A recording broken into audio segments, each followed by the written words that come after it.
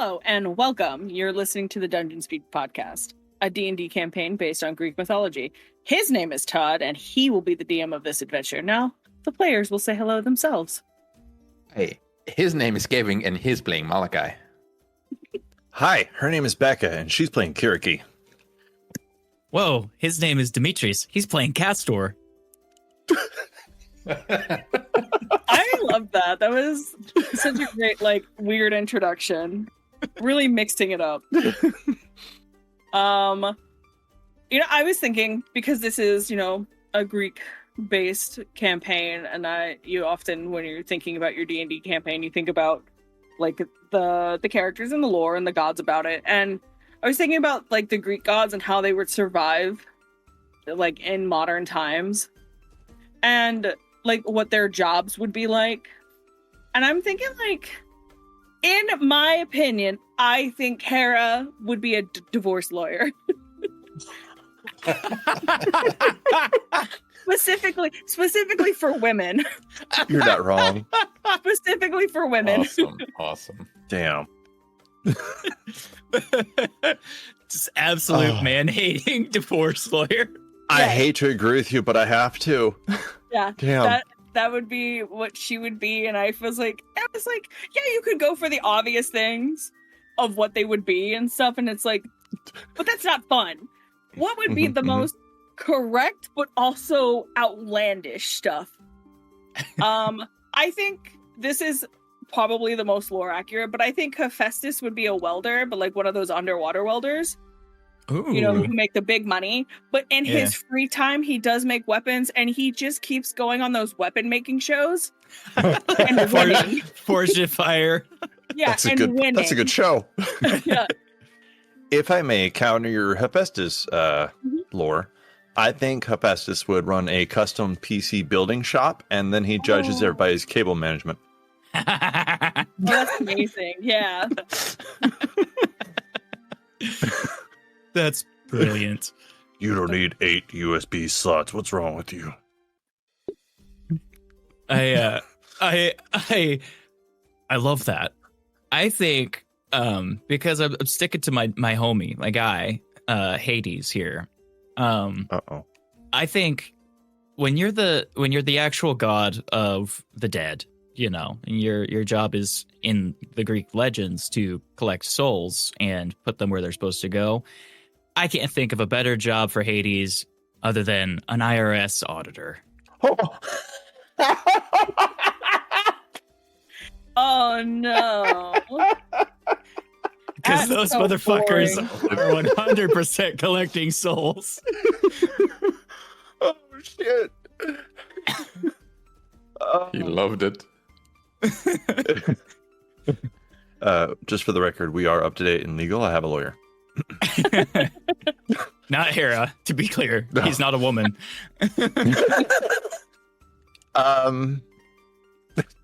Beatrice, what do you think? I don't know. I mean, I was thinking first about Ares. I mean, it has to be something physical, like a bouncer, or maybe like a strongman, professional strongman, or something like that. Oh, that's a good one. And then I was thinking, that man is a middle school PE coach, and you cannot change him. I was thinking gym owner. No, he's a middle school PE coach. Throw dodgeballs at people. Yeah. I mean, the fact that it's middle school is the funniest part to me for some reason. Yeah. Would Aphrodite be an OF model? So I was thinking Aphrodite would be an influencer. I started with influencer, and then I thought, okay, probably in that would be an OF. No, she'd be one of those influencers who contacts a girl's boyfriends to see if they cheat. I love it. What a bitch. Incredible. Speaking of influencers and OF models, let me tell you my idea of this person, and I'm not going to say their name yet. There is a popular YouTuber, TikToker influencer. His name is Two Turnt Tony. He is a original, he lives in Florida. That man is fucking wild, right? So he's an OF model, but he also does rage bait, hypersexualized content with other OF models in his videos. and he like sells his own brand of alcohol and like does weird videos of where he's getting high with his grandmother and his dad and his mother. So, and I'm like, this man makes lots of money and he is just a menace to society. That is Zeus.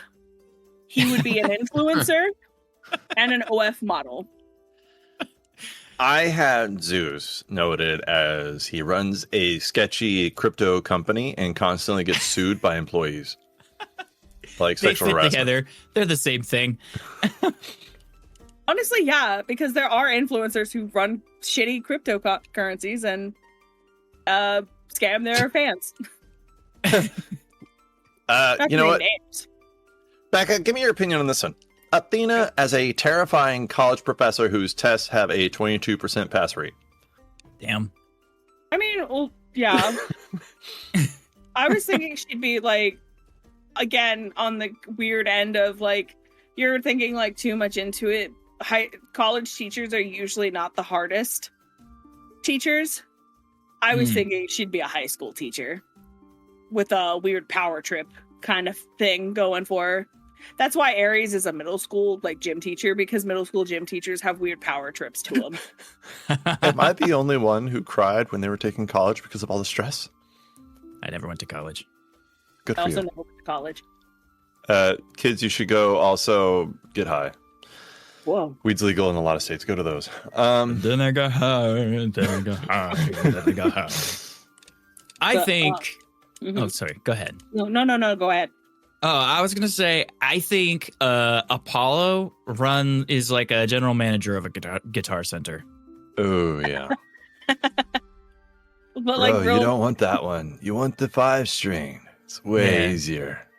Yeah, he's just sitting there, and somebody is like, he's like the guy who stops everybody from playing "Stairway to Heaven" on the test guitars. He's that kind of manager. How about Artemis as a host of survival videos? Like Bear Grylls. Yeah. Honestly, yeah. I was thinking of Artemis as like an eco activist, like animal sanctuary kind of person. Animal sanctuary I get, but I think Demeter would be the eco activist. But like the terrorist version. The terrorist version. That's what I was thinking about. Like Poison ivy.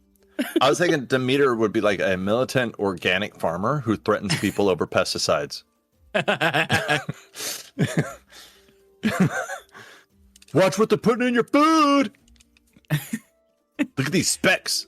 It's pesticide. Don't eat it. Artemis Nike? is just Nike. Sorry. Oh, Professional sports agent. That's what I was thinking. I was gonna say brand sponsor. Turns out Nike is Nike. Poseidon works at SeaWorld. See, your brain went that way. My brain was like, well, I don't know why my brain says, but this man is part of the rodeo. He is a professional rodeo person. Makes no sense. He's the ocean guy. Why rodeo? That makes zero sense. He's also randomly the god of horses. What does horses have to do with water? That reminds me of a video I saw one time where Zeus is like giving everybody their jobs, and Poseidon's just like, the god of the ocean, and then he's like, yeah, sure, we got that open spot. He's like, and also horses, and Zeus just looks there. He's like, what? He's like, yeah, horses. I like horses. And it's like, those aren't related, but okay, I guess. I don't know why. I just was like, when I was thinking about it, I was like, no, this motherfucker he is a professional rodeoer. Because he's hot. I have no idea. It's Poseidon. Demetrius, this one's for you. Morpheus develops video games that accidentally ruin people's sleep schedules. Like it's those addicting games where you can't put it down. Yeah, damn good. Any game I play when I hyper-focus. Yeah. Mm-hmm. Come on, you just need to build this little castle, then you can build a farm. Oh, but now you have the farm, you can build another castle. Aw, shit, need more farms. Hestia will own a wellness spa. Just a really nice spa. A retreat, a wellness spa and retreat.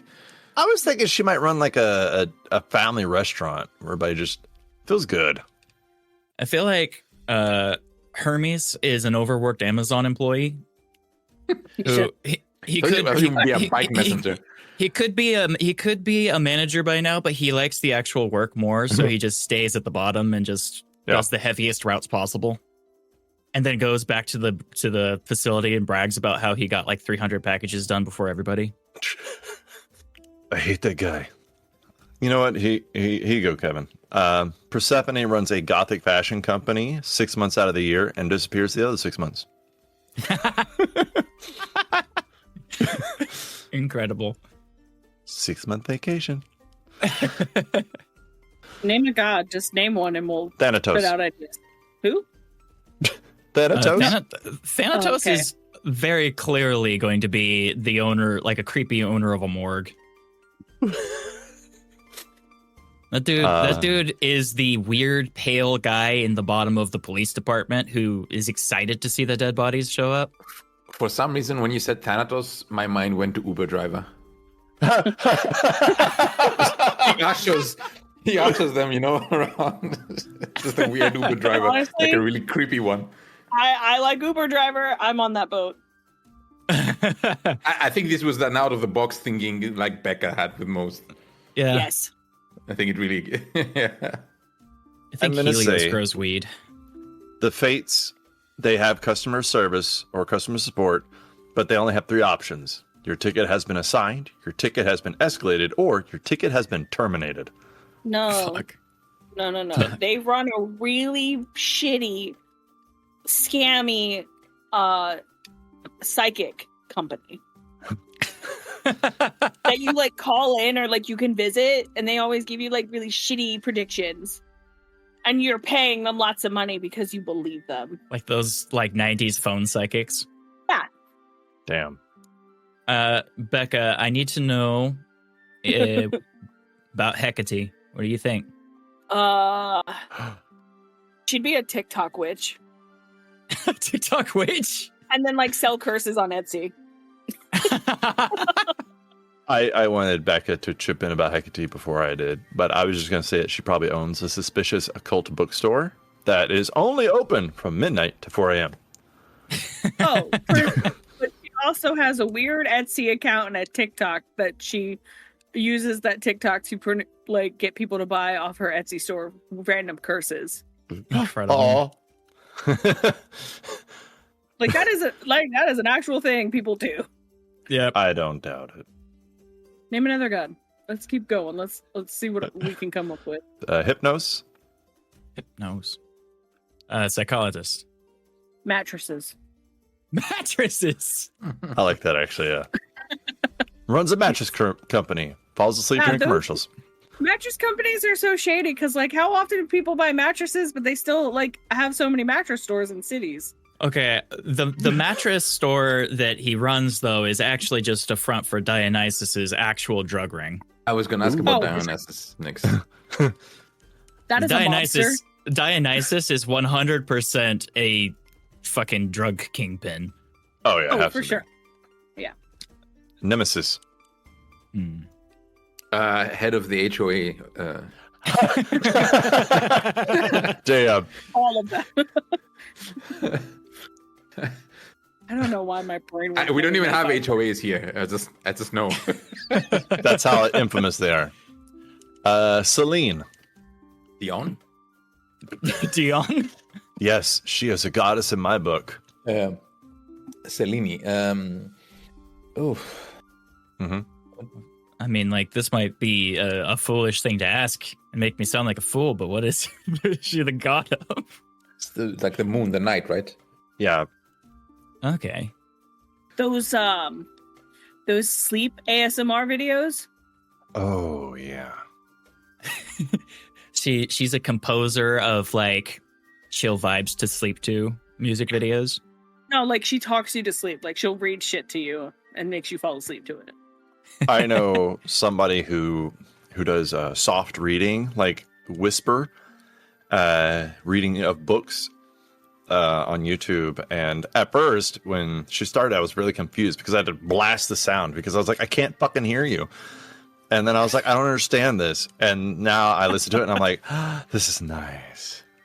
Yeah, there's a guy on YouTube who does that too. He does it when he plays video games too. I am going into the room. I picked up a coin. It's just because some people like put their TV on when they sleep, so it's just like soft stuff to fall asleep too. Well, that's just a waste of electricity. We've encountered this god's people before. How about Nyx? Just to subvert expectations, I feel like Nyx operates a light bulb store. I want black lights. I That's don't actually know pretty cool. why my brain was like, she runs a 24-hour like convenience store. Like a 7-Eleven. Yeah, I don't know why. What about Taiki? You remember her? A casino owner. Yeah. Casino owner. We're talking about actual farmers. We could talk about how Pan just owns an entire sheep farm. Oh, he'd be out there with them. Yeah. He's just that really weird sheep farmer who likes to lay out with the sheep. I was gonna say vegan influencer. The influencer. I would like to real quick do a bonus round before we end this topic and say what would be one tweet that gods would send out. I'm going to start it off with Aries and say leg day. Oh man, there's so many to choose from. Hades, please stop arriving early. I don't know the actual context, but because Zeus is an influencer, he would tweet something offensive, leave it up, never apologize, and never lose followers over it. Yeah. Yeah, he'd accidentally send a dick pic via tweets and would leave it up. Oh no. Yeah, no, Zeus would he would straight up post a dick pic on Twitter and not take it down and not lose any followers and not apologize for it. He'd respond to it by saying hashtag advertisement. Yeah, exactly. He would caption it with "Ride the Thunder." Amazing. That brings me to a Hera tweet. Interesting. Continue lying. Dionysus would post an address, and that's it. Oh, yeah. It would just be an address. Here's the thing. Hera and Zeus would not be married in this in modern time. She would have left his ass and taken everything. And that's why she became... I think in this universe, Hera would have a short bob cut, and then instead of Karen, they would use Hera as that moniker. She's Girl, such you a rocking Hera. that haircut.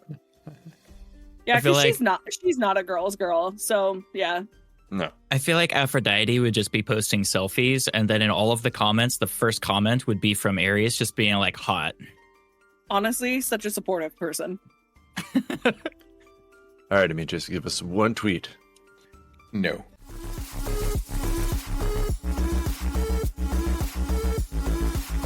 Hello, my name is Magda, and you're listening to the Dungeon Speak podcast.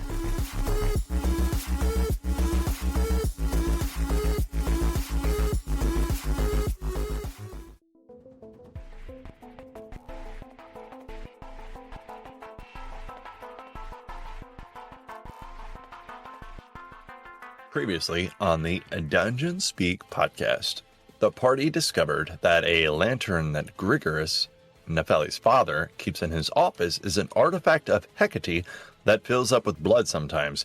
Castor decided to poke around a bit and found a cliché secret passage. Where did it lead? To a hidden vault. There they found some prized possessions and trophies, weapons, jewelry, armor, books, and some other random artifacts.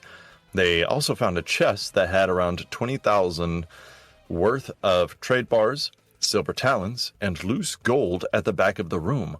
Malachi questioned Nepheli's personal attendant, Thalia, about Grigoris's hand, and she explained that when Nepheli was a baby, the man stupidly tried to strangle the daughter of Zeus, but was quickly taught a lesson. Kiriki figures out that the blood magic is heavily involved with the lantern somehow, but not quite sure the specifics. The party then plans to go and seek out a corpse the next morning while Nefeli stays at the estate and recovers mentally and emotionally from what has been happening within her family and her family's property. The next morning, the party wakes early, gets some food, and heads out to look for a victim. It doesn't take them too long to see a gathering of guards and find the next victim. They give the armored man, Boren, a little information before they find out that the victim was Irene, a widow in her 40s, living in the lower residential quarter as a weaver and cloth mender to her 12-year-old son, Petros, who Castor emotionally supported as a cat. Team Malachi Holmes and Kiriki Watson checked over the house for a lot of different angles before coming to the conclusion that the lantern takes the soul itself, not just the blood, making it a ritual beyond Kiriki's current abilities. And after about an hour of searching around, Castor just barely noticed that the body of the late Irene seemed to be a little paler and had a little less blood, alleging that the blood is magically extracted over time. Using Detect Magic and noticing that Kiriki's blood looks a little off while casting it, the party tries to narrow down where the blood is going. However, it is a 10-minute time limit, and the inner city of Corinth is a dense, crowded, restricted, and military-defended 1.5 square miles or 3.8 square kilometers, so she is unable to find that point. The party headed back to the Grigor's estate, where Malachi and Castor tag-teamed the interrogation. Grigor's denied knowing what he bought. He thought it was a lamp that magically stays lit, doesn't know it kills people, says a captain of one of his merchant vessels bought it off an older man on an island. He tells the party that he doesn't know who is sacrificing people. He says that he doesn't know how to open the lantern. He also tells them that he paid 10,000 gold and bought it with the intention of making more gold off reproducing its effects, and he eventually allows the party to take the lantern and study it under the eyes of Kiriki because he doesn't want her in his office. However, he originally didn't want the lantern to leave the office. Malachi carries the lantern out of the office, and Kiriki snatches it before requesting a cow for lunch. You guys are heading back to your rooms, and you have the lantern in your hands, and it is roughly around 10 a.m. The servants are going to offer you some food, and the head servant has gone off to fetch a cow. So where would you guys like to start?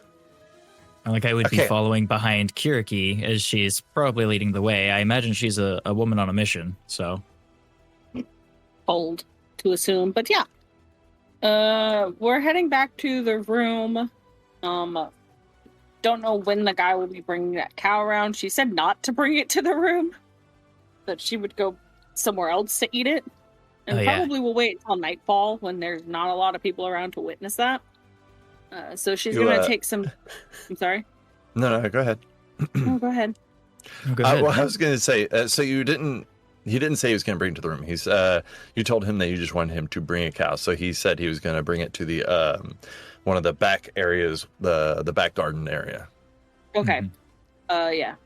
So Kiriki is going to go back to their space where she can study the lantern in peace without prying eyes. And make sure those little fucking goblins aren't around. We'll need to do an investigation or perception check when we enter the room, please. Sure, go ahead. Kids. I paid mine off, so unless it's Castor's, I think we're good. Right, I forgot you sent yours away, essentially. Yeah, I basically paid that kid's retirement fund. I will do a perception check to look for the other one. 16. All right. I don't see anybody. How good at stealth are these little fuckers? Kiriki is just gonna go to the room that her and Malachi used and stayed in and not be out in the open. And she's gonna sit on the floor and begin studying this object. All right. You can study and it will take some time to kind of look over it. But Castor, as you're headed towards your room, the servant that you have been dealing with, he does approach you and he apologizes and tells you that he has been relieved as your personal attendant, and there will be 3 servants who will be in the room with you guys. It is not a request, and they will be there to attend your every needs, and they'll be off to the side, and they will turn around to not face you, but they will be required to be in the room. Oh, and why is that? He just kind of shrugs. Orders of Grigoris. I do not very much enjoy having strangers in my room. He kind of looks down and he says, I know. I guess he wouldn't say Grigoris. He wouldn't say his first name. He would say, it's the orders of Master Thanatos. And that's, he said, for all of us? Yeah. Okay. Did he stop Castor out? Smirk. Did he stop Castor outside of the room to say this, or were they in the room with us already? They are not in the room with you already. He stopped Castor outside the room. Okay, cool. Castor, you're a decently insightful person. You can assume that he was used to deliver the message because he has at least some rapport with you. Mm-hmm. So that's why he started off by saying that he was relieved of his duty of being your personal attendant. But they probably sent him because you've at least seen his face before and talked to him. Okay. I'll wait for the other 3. All right. It isn't even 10 minutes later, and you see 3 servants come up, and they all have like polished wooden serving boards with bronze dishes and like linen cloth beneath the food. And it looks like they're bringing something for lunch. Looks like warm wheat bread, a honey bowl to dip it in, and like some soft goat cheese, split figs, and like a light watered wine. Nothing to get you like toasted or anything, but just something to keep you from being thirsty. But they have 3 of them because they don't know that Kiriki's on a special diet. But they do not look you in the eyes. These ones look... So there will be like 3 people in each of the rooms? So 3 in mine and 3 in theirs? So the way he said it, he meant that there's going to be 3 in the room with the lantern. Mm-hmm. So whether you go in there or not, these 3 are still going in there. But these 3 are not the same as the servant that you've been dealing with or the one that they've been dealing with, and nothing like Thalia. These ones look, I hate to say lower class, but it is what it is. They look like ones that are not kept usually inside any buildings. They look less well kept.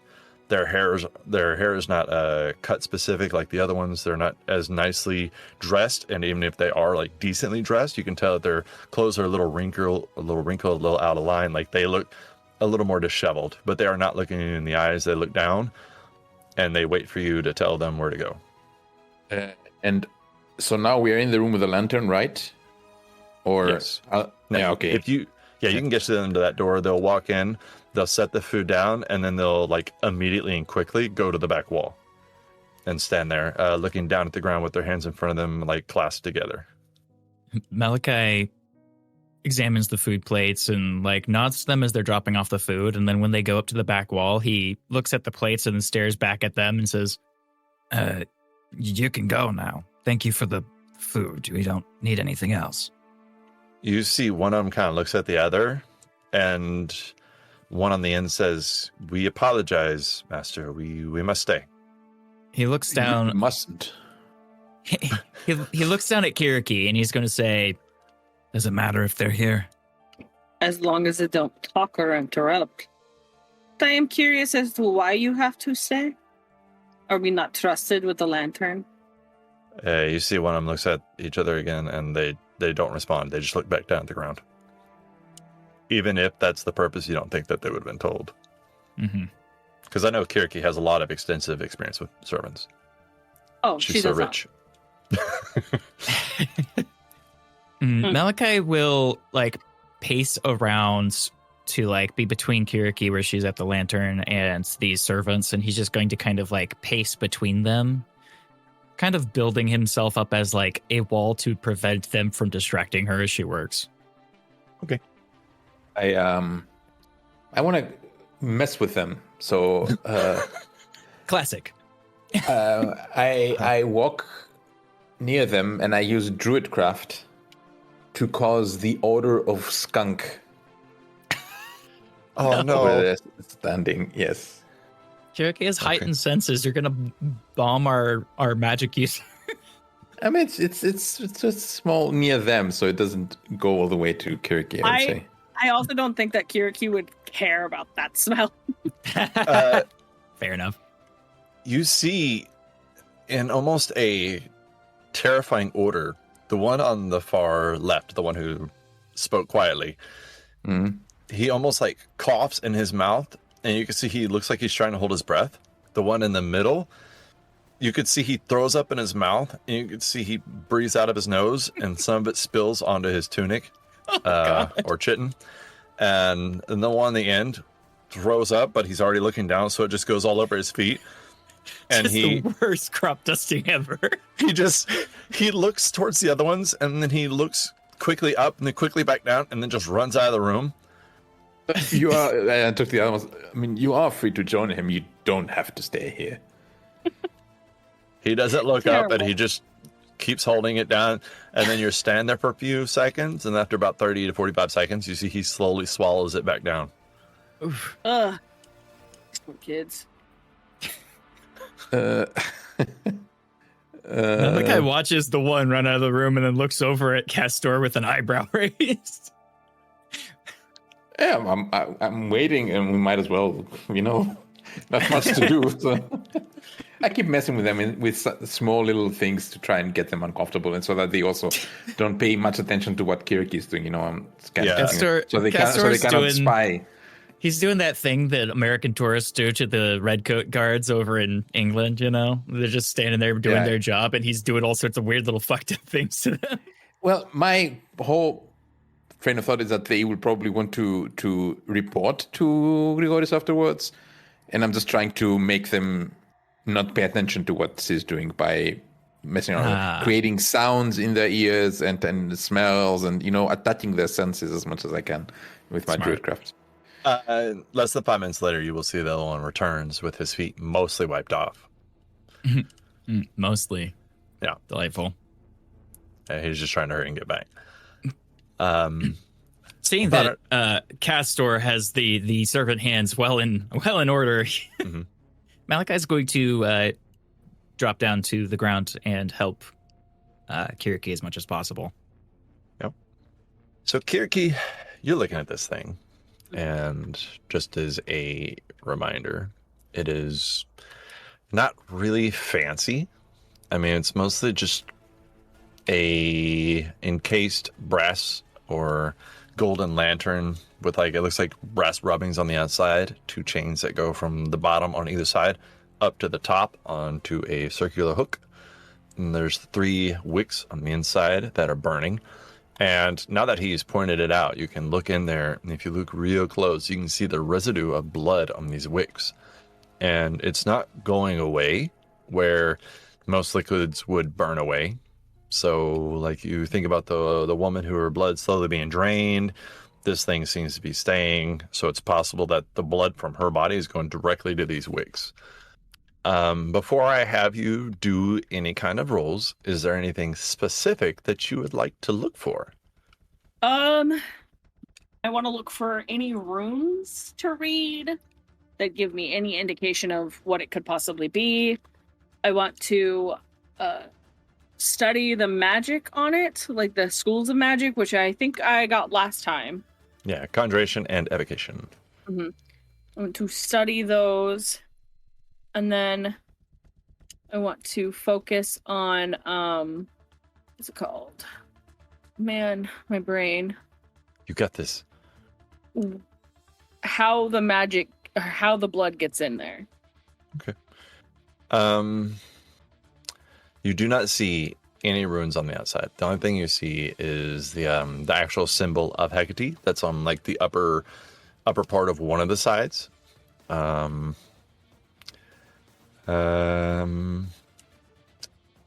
see here.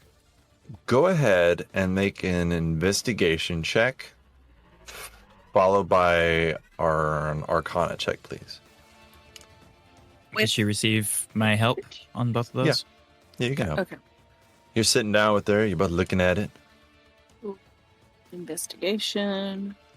That's an 11. Oh, wait. With advantage to Mm-hmm. 12. Damn. Cool. Very helpful. Sorry. And go ahead with the Arcana, please. 20 for the arc. Oh, no, wait. Yeah, come on. You got this. 20. 20 for the Arcana. All right. So one of the key things you take away from this is an artifact of Hecate. Who knows how old it is? Who knows when it was created? Who knows why it was created? This is not something that anybody will probably ever understand. Most people just survive touching it, but nobody will ever understand its logic without knowing or talking to Hecate first. But you can feel that it was it's not really enchanted as much as it was crafted by divine power. And like with your Arcana check, you know that this artifact was not made to be offensive. You feel like it was meant to be suppressive or maybe warding in a boundary-based kind of design. And it is meant to keep things out. You already know that it doesn't run off oil or anything like that. It runs off sacrifice through living essence, which you understand completely. It almost feels like you would resonate with it more than understand it or figure it out. Where somebody's like, reading a spell and like, oh, hey, I can cast detect magic. You more of just feel it, like you're vibing with the lantern. You don't like you can, even though Malachi is helping you with this, you don't think this is anything that he would ever understand how to use, even though he knows how to use spells. It's a different level and different type. You don't see any way of opening it, getting blood in there, getting blood out of there. It feels sealed, layered, restrained. But you don't get the feeling that it's like a permanent thing. Like, you know how you look at some situations, you're like, oh, fuck this, I'm never going to figure that shit out. You don't feel that way. You just feel like there's a lot more to it than you can suss out at this time. I have a question. Uh-huh. When you attune to something, do you get its properties? It depends on what it is, and not all the time. Mm-hmm. And one other question. If this item is attuned to by someone else, can you attune to an item, like, forcefully?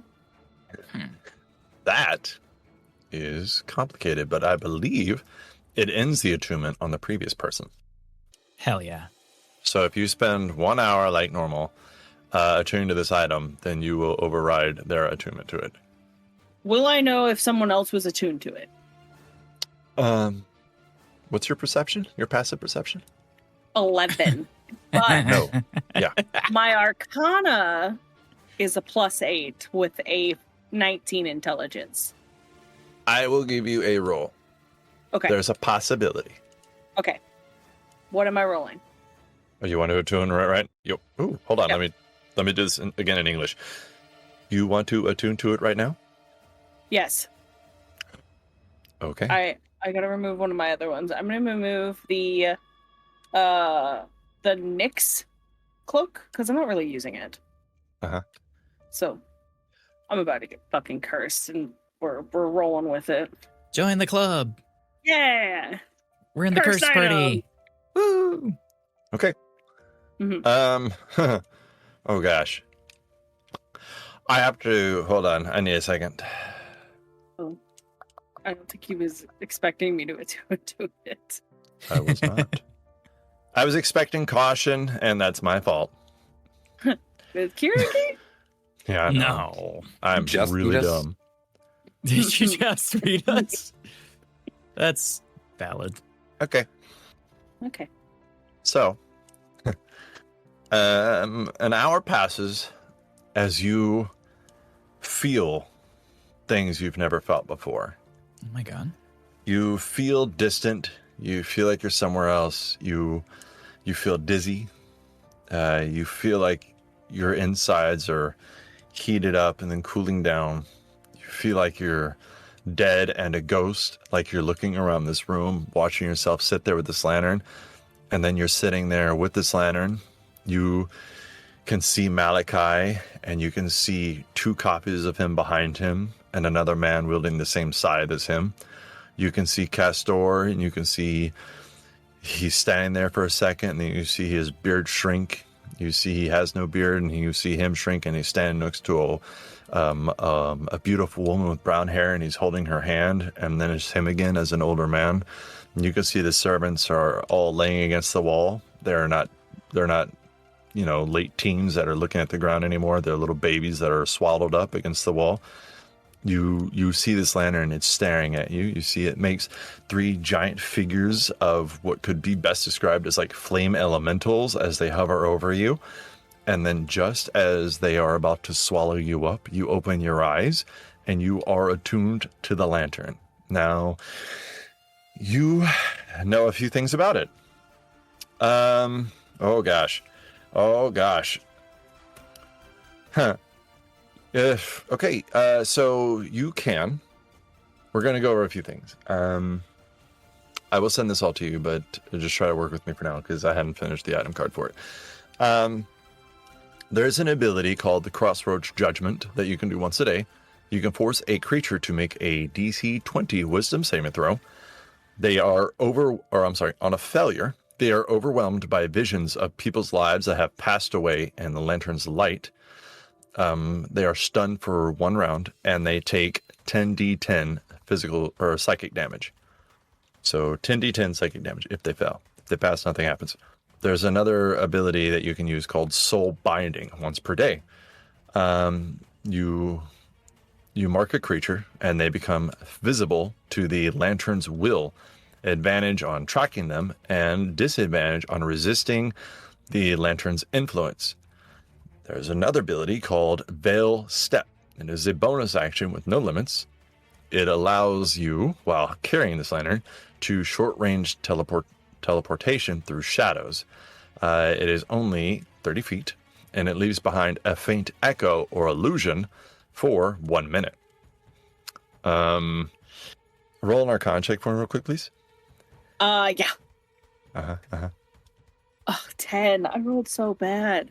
Okay. Damn. You feel like this lantern comes with a heavy weight. Okay. There is a ritual that you can do. Actually, one moment. Do you want me to give you an inspiration to reroll that check? That's up Becca? to you because it is your inspiration. Do you think it's worth it? I don't care about spending, but do you think it's worth it? It's your judgment call. I'm more than happy. I have 2 of them. I'm more than happy to spare 1. Okay. If you think it's worth it, if you think it's pivotal to do it, Well, I think it would tell me what the curse is. Yes, then let's do it. I'm spending 1. Just roll it again. Okay. Nice. Ooh. That's 21. All right, 21.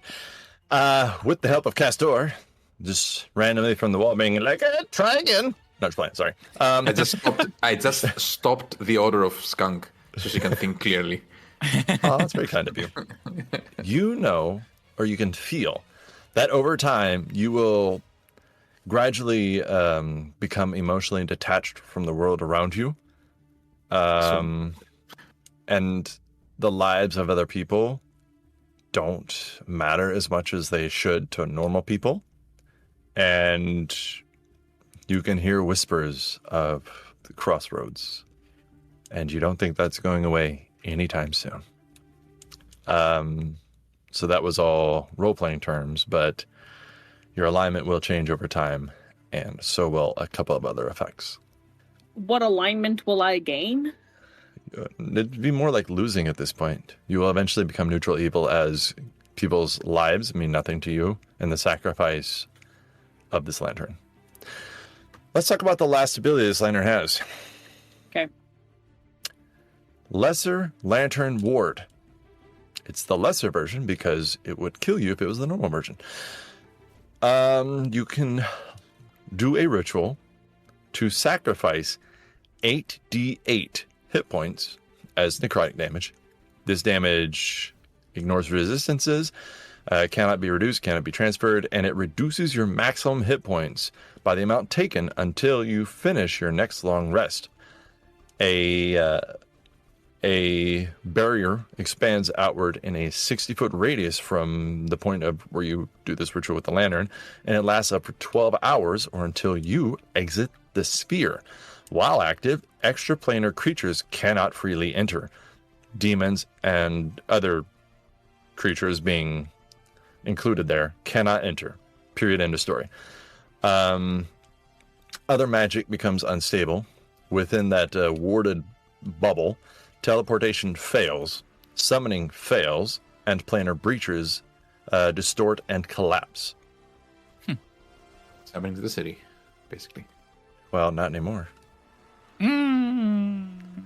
Yeah, once Dun, you said dun, that, I was like, dun. okay, well, the barrier has just now been taken down because Kiriki So, took the I have it noted in all caps here to give Kevin inspiration for guessing what this lantern did when you first laid eyes on it. Oh, yay! So, yes, do that. And with your Arcana check of 21? 21. Yeah. You can assume that because the sacrifice was made for the spell, if you are to understand this as you do your other blood spells, then you should be good for the duration of the spell. So you think with what you've experienced so far and what you've seen so far, you have until midnight tonight. Mm-hmm. And what time is it around now? After all this investigating, blah, blah. 11:30, 12 o'clock? Noontime. Yeah, like midday. It is noon o'clock. Okay. Got it. Your sundial goes off. Lunch. Just making sure that wasn't like 11:30. You got 30 minutes. Kill someone, motherfucker. By the way, 12 o'clock is known universally as lunchtime, but does anybody even eat at 12? Like eat lunch? I eat lunch at 3. Yeah, that's fair. I ate lunch at 11.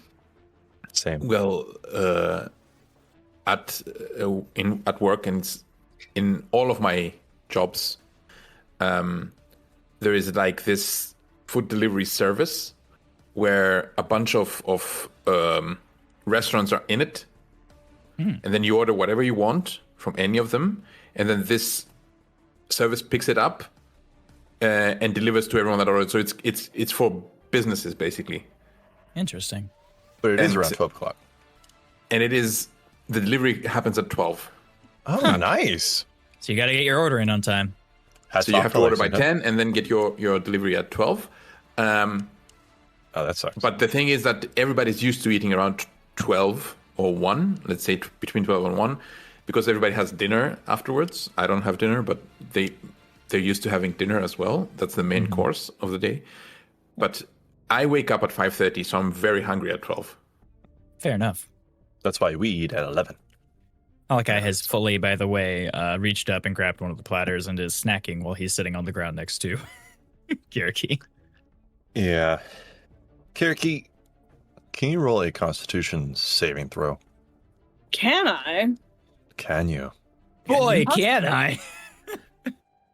Possibly. A 20. Okay. There's something about Malachi that gives you like a cold shiver, and you think it's maybe something you saw or felt, but it's like when you wake up from a nightmare and then slowly fades. You like try to hang on to it for a little bit, but it just disappears and you're not really sure, and the feeling just goes away after like 10 seconds. Kiriki will take the lantern and stand up, and like, I wish I could find out who was attuned to it, but whoever attuned to it will probably come back. Mm-hmm. To come back to attune to it. So, Kiriki will stand up and be like, I think the next step is to return the lantern to where it was and wait for whoever used it. They'll come back. So you've wrested control of the device. That's what you're saying. Yes. Okay. Yeah, you said this without telling anybody anything. Yeah. I Okay. I have control over it, but they're going to come back for it. I guarantee that. This You thing, know... you were right, is holding up the barrier. Oh, good. Okay. So you know how to control the barrier then? Yes. Good. It is okay. tied to them. It is tied to what is happening. The murders that we expected. Mm-hmm. He nods a bit. Okay, good. Well, at least we know what we're dealing with now. Is there... You said you didn't know who it was who was using it before, but now you're using it and you anticipate they're going to come back for it. Yes. Good, okay. So what do you propose we do? Should we just wait here for them to arrive, or...? I say we put it back and stake out the room. Is it enough to manage? They're going to be back before midnight. I can guarantee you that. Why can you guarantee me that? Because that is how long the barrier spell will now last. Okay. Good to know. They're going to come back probably sometime at tonight, try to attune to it, and immediately try to use it. So if they're going to need time to find a sacrifice, because I believe they have to be in range of the person, or do they just pick a person when they're attuned to the lantern? You don't know that aspect of it. Okay, so they're going to have to come back and physically be with the lantern. But, okay. They'll be back. All right. Well, I can maintain a presence in the room without being seen for a long period of time. So I could stake out inside the room if you and Castor wanted to keep watch outside. You can also turn into an animal and be quite inconspicuous if needed. Hopefully there's not a recurring history of pest control in this place. Didn't want you getting taken out. I hope not. Just to be clear, Kiri, should we have a backup plan in case the person doesn't arrive to reattune to this device tonight? You said it's the only thing keeping the barrier up, and from what we understand, it requires a sacrifice to do so.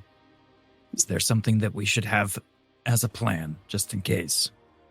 I will worry about that. Okay. With that, Malachi's, he's just going to stand up, finish off that plate he was working on, and wait for everybody to get ready. His plan above board is just to, once we put it back, he's just going to slink into the shadows and become invisible. That's what he wants to do. Because he can. Alrighty. So you're staying invisible in the guest room? Well, Kiriki's plan was to take it back to Grigoris, right? Yeah. The to room his that office. it wasn't in his office, was it? Yeah. Okay, so we'll take it back to his office. Not explain anything. I don't think. We can explain whatever he wants to hear. And then wait. If he's there. I mean, is he still in his office where we return it? It's been a few hours now. No. Okay. Are we granted access to his office when he's not there? The door is locked. Mm-hmm. So that depends on how you look at it. I guess as we get up to the... Malachi's going to find the butler guy. I forget his name. It's something fun, He is not in yet. He's not in yet? No. He is acquiring a special order at the moment, but his name was Philemon. Philemon. Yeah. Philemon, that's right. He's getting the cow. Kiriki is just going to pick the lock to the office, and if anybody asks questions, she says, well, the door is locked and I have to return the lantern. Yeah, that's fair. That is the honest truth. Sure. Go ahead and roll a sleight of hand check. Sleight of hand. Wait, I'm sorry. Are you proficient with thieves' tools? Yes. Do you have them on you? Yes. Okay, go ahead. Are you proficient with sleight of hand? Yes. Okay. That's a 27. Jesus. Okay. You easily unlocked the office door. Are you going to remain outside, or should I expect you inside? I will remain outside. Okay. He's going to hold out his hand to take the lantern from her. Kiriki feel like will be almost reluctant to hand it over, but then she'll pass it on. Okay. He will take it from her, and then he's going to set it down on the desk that they saw it on, where Gurgurus kept it before, and then he's going to find a nice dark corner and slink back into it, becoming one with the shadows. Alrighty. And Kiki, where will you stand when we are waiting? Outside or inside? I follow the ceilings. It's a normal room, nothing special about it, so it's roughly 9 feet tall. Oh, I'm at the hallway. I'm sorry? I will wait with her then. Okay. So outside, his office is an open air hallway. It's not really inside. It's just a covered kind of area between the guest rooms and then his office. And then it's Nefeli's suite that's out from there. So it's roughly the same height with a limestone roof. And then it's just open outside of that. It's not really an indoor hallway. Okay. All right. And Castor, you said you're waiting with her? Yes. Yes. All right. Castor, you're really good at passive perception, so you will see that less than probably 30 minutes later, you, on the far side of Nefeli's suite, going up the west side of the estate towards the garden and then the upper garden, you will see Philemon leading a cow. And it looks like it is a really nice cow. Like he got a prized one. He put some effort into it. What a waste. And then maybe an hour later, you see Grigorous come back to his office. He kind of looks over his shoulder, back towards the southern side of the estate or towards the entrance, before coming around the corner. And he's not really paying attention to his surroundings too much. He will see you standing there, Castor. I'm sorry, did you turn into something? No, I did not, but I was going to ask Becca if she would try to hide or just flat out just wait.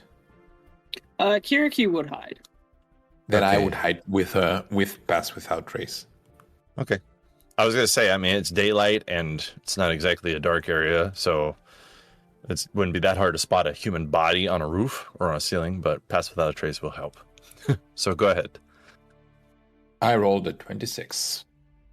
All right. And Kiki? 21. Ooh. Druid's Tracy, I rolled- outdoing you. I rolled a 2. Do better. I'm just playing. All right. So yeah, he's not really paying attention.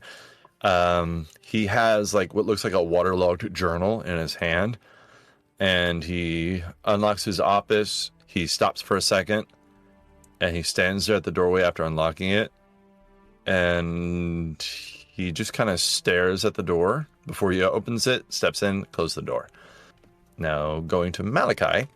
Malachi, you see him go in, and he goes around the desk, and he sits down, and he puts this journal on the desk in front of him, and he takes a deep breath, kind of just looking in front of him, and it looks like he has a lot on his mind, but he didn't really say anything. He just kind of does that for a few minutes before he opens this journal, and you have great perception. So for funsies, can you roll that for me? I would be happy to. Groovy. I've got an inspiration just in case. No need. I rolled a 20. Nice. So you can see there's some symbols in this journal, none that you recognize. And then the language looks a little familiar, but it's not legible. Like maybe it's a coded journal or of some kind, but it looks like a log book. Like it's not sentences, it's not paragraphs. It looks like a log. But you can see that there's lines drawn. He's writing things down. And then on the last page, it's just blank. And he has the quill in his hand, but he just stands there, or he just sits there staring at this page for a little bit before he closes it. And then he kind of puts... I'm sorry? Was he writing in that coded way in the book on the things that no, he did not write yet. down? Like Not yet, okay. he looked like he was about to do it, and then he stopped, and he just took his hand off the quill and put his head in his hands, and is just kind of like leaning over this book. He closes it back and is just leaning over this desk. And it looks like he's breathing a little bit heavy. Okay.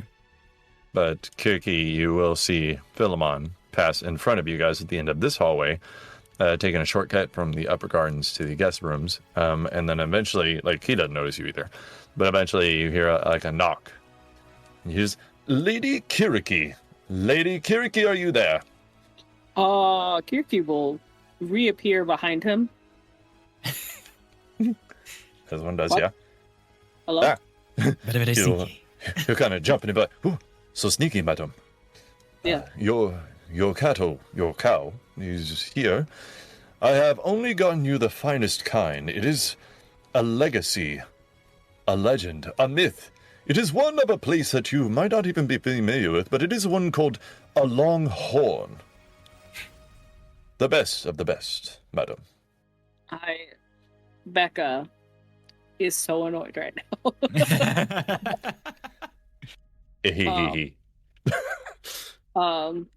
Kirky will be like, oh, all right, thank you. Right. He will tell you it is in the upper garden, which is behind Nepali's suite at the back of the estate, and it is waiting for you whenever you're ready to do it, whatever it is you do. Eat? He kind of looks at you. I'm sorry? What? Good day. Goodbye. And from there he goes to the office of Grigoris, and he knocks on the door. He says, do you require food? And you just hear, Castor, you hear from the inside, he yells, no, thank you. And then Malachi, you see he does not raise his hand from his head from his hands. Can I do an insight check on him? Go ahead. What's your bonus? Like +8? It's +1. You got this. It may not be great, but I want to try and see specifically what I'm looking for is to see if I can ascertain if he's stressed about, like, what he might be stressed about. You know, just gauge whether or not it's work-related stress, and, you know, if he himself is going through something. I just want to see if I can clock this guy somehow. Here's the issue with that. I like it, but without any kind of reference, I don't know how to give you an answer that you're looking for, because you don't know if this book is work-related, personal-related. For all you know, that could be his libido log for his physician. So it's just, okay. How about I tell you that I got a 16 on my insight check, and you can tell me whatever you think is relevant with that. If it's nothing more than he seems stressed, I'm fine with that. I just wanted to try. I will tell you, he does seem stressed. Kiriki stresses out people. Like, she does. She's scary. Yeah. She's intimidating. And this guy was unfucking bothered. Like, he just looked like he was dealing with a cotton candy stand merchant. Like, he didn't give two fucks about her. A woman who would kill him without blinking. And he probably even knew that. But right now, he looks worried. He looks stressed. So whatever's in that journal, or whatever he might have heard or ran into out and about in the city and then came back to this office, yeah, he's stressed. And as a noble merchant who is one of the richest merchants in the biggest trading town, for him to be stressed, that means his cold, calculating personality is set to the side right now. And maybe it's because he's by himself, or maybe it's because there's something going on that, who knows? Okay. That's helpful. Okay, cool. Malachi is fully going to just remain silent in the corner, invisible, until he moves or whatnot. I mean, his plan is to stake this out until somebody shows up to interact with the lantern. So, all right. If you do it for more than an hour, I'm going to have you do a check to see if you can stay still that long. Yeah, that's fine. Were you sitting or standing? He was standing initially. So that would suck. Are you allowed to sit and keep this thing going? I mean, yeah. I mean, it doesn't say that I can't sit down. It just says remain still until you move or take an action. Okay, then yeah. I'll just say you sit after a while then. Okay. Unless you are just like, well, I'm done here, and you just walk off and scare the fuck out of I him. mean, he was trained to be an Athenian hoplite, so I'm sure he's used to standing for many hours. Oh, yeah, that's true. No, after that, he will go to the bookshelf, and he'll be getting some books off of there, and he'll put this journal towards the side, to the side, and then eventually into his pocket, like under his chin. But he will start reading these books, and then making logs, and then doing math, and kind of just doing his day-to-day business after that. Yeah, just business guy stuff. Yeah. Okay. Did he leave the logbook just on his desk? For a little bit, but then he put it away underneath his clothes. Okay. His garments. Kiriki and Castor. Or Kiriki, you're at the rooms. Castor, you're still in the kind of covered hallway area. What are you guys doing? Well, the thing with Castor is that this kind of magic around the lantern, and it's not really his area of expertise, so he doesn't know that very well. So all he can do right now is try to protect, to shepherd the other two. So he's just trying to stay around and make sure that, they're safe and see where this leads. So that's why I'm a bit more silent and apathetic, because I don't feel like he can contribute that much right now. He's just waiting to see what's the outcome gonna be. All right. Kiriki, anything you want to do? There's currently after they told her that the cow was delivered, she's not gonna attempt that while it's daytime. So there's too many witnesses for that kind of shenanigans. So she's gonna return to like the post and watch and stuff. Just stick with the plan and wait it out. She's gonna hide again. Okay. So you go back into the hallway and you hide? Yeah, I'm gonna go back where her and Castor were originally. All right. I'm gonna jump a little bit in time. Mm-hmm. So about an hour and a half later. About an hour and a half later. Malachi, roll a perception check. Okay. Ooh, natural 20 for a 21. Okay. You see the lantern flicker a little bit. And you look that way, and there's the red, like normal. Like you kind of narrow your eyes and you can see the red.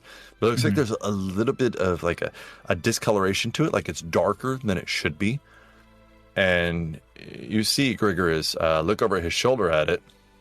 And then he just calmly closes the books in front of him, puts them back on the shelf, and puts his quill away, puts his other paperwork away, and then leaves the office and heads towards the front of the estate. Doesn't really seem surprised by it at all. Kiriki, your hit point maximum is lowered by 1. Oh? Yes, ma'am. Why? Because it is. He really said because reasons. You feel like maybe a heat go through you a little bit as it happens. So, yes. We watched him leave, right? Yeah. Do I feel like I'm still attuned to the lantern? Yes, ma'am. Okay. Kiriki is going I guess I could have you roll stealth, because I guess you never know. But she gets past without a trace as soon as she comes back within 30 feet of you, right? Or do you have to redo it? Well, I see it as an aura centered with me while I'm concentrating. Centered on me. Yeah. I'm glad you see it that way, but does it work that way? Yes. Trace without trace is a 30-foot aura. Yes, there's a duration. Okay. All right. So if you want to redo your stealth check, Kiriki, just in case you're rolling 1 and it sucks. I rolled a 2 and it's a 21. Okay, so actually, even with a 1, he still wouldn't be able to see you. It was the exact same stealth check. Good, but no, not good at the same time. Yeah. All right. So I was going to ask, since I know that critical things aren't really a thing for stat rolls like that, but since I rolled pretty decently on my perception check and Malachi's been around Kiriki for a very long time. Would it be possible for him to like realize that that's Kiriki's blood that just filled up in there? Like, would he be able to put 2 and 2 together? Roll an intelligence check. Just flat intelligence check? Do you have history? I don't. Yes. Okay. Intelligence. Well, then that's just a good old-fashioned D20 roll, big boss. You got this. It's a 13. The only reason I'm saying yes is because, and that's a little bit of a joke there, but how many times you've seen Kiriki's blood? Yeah, that's what I was kind of angling with, too, because I was like, he would know the side of her blood specifically.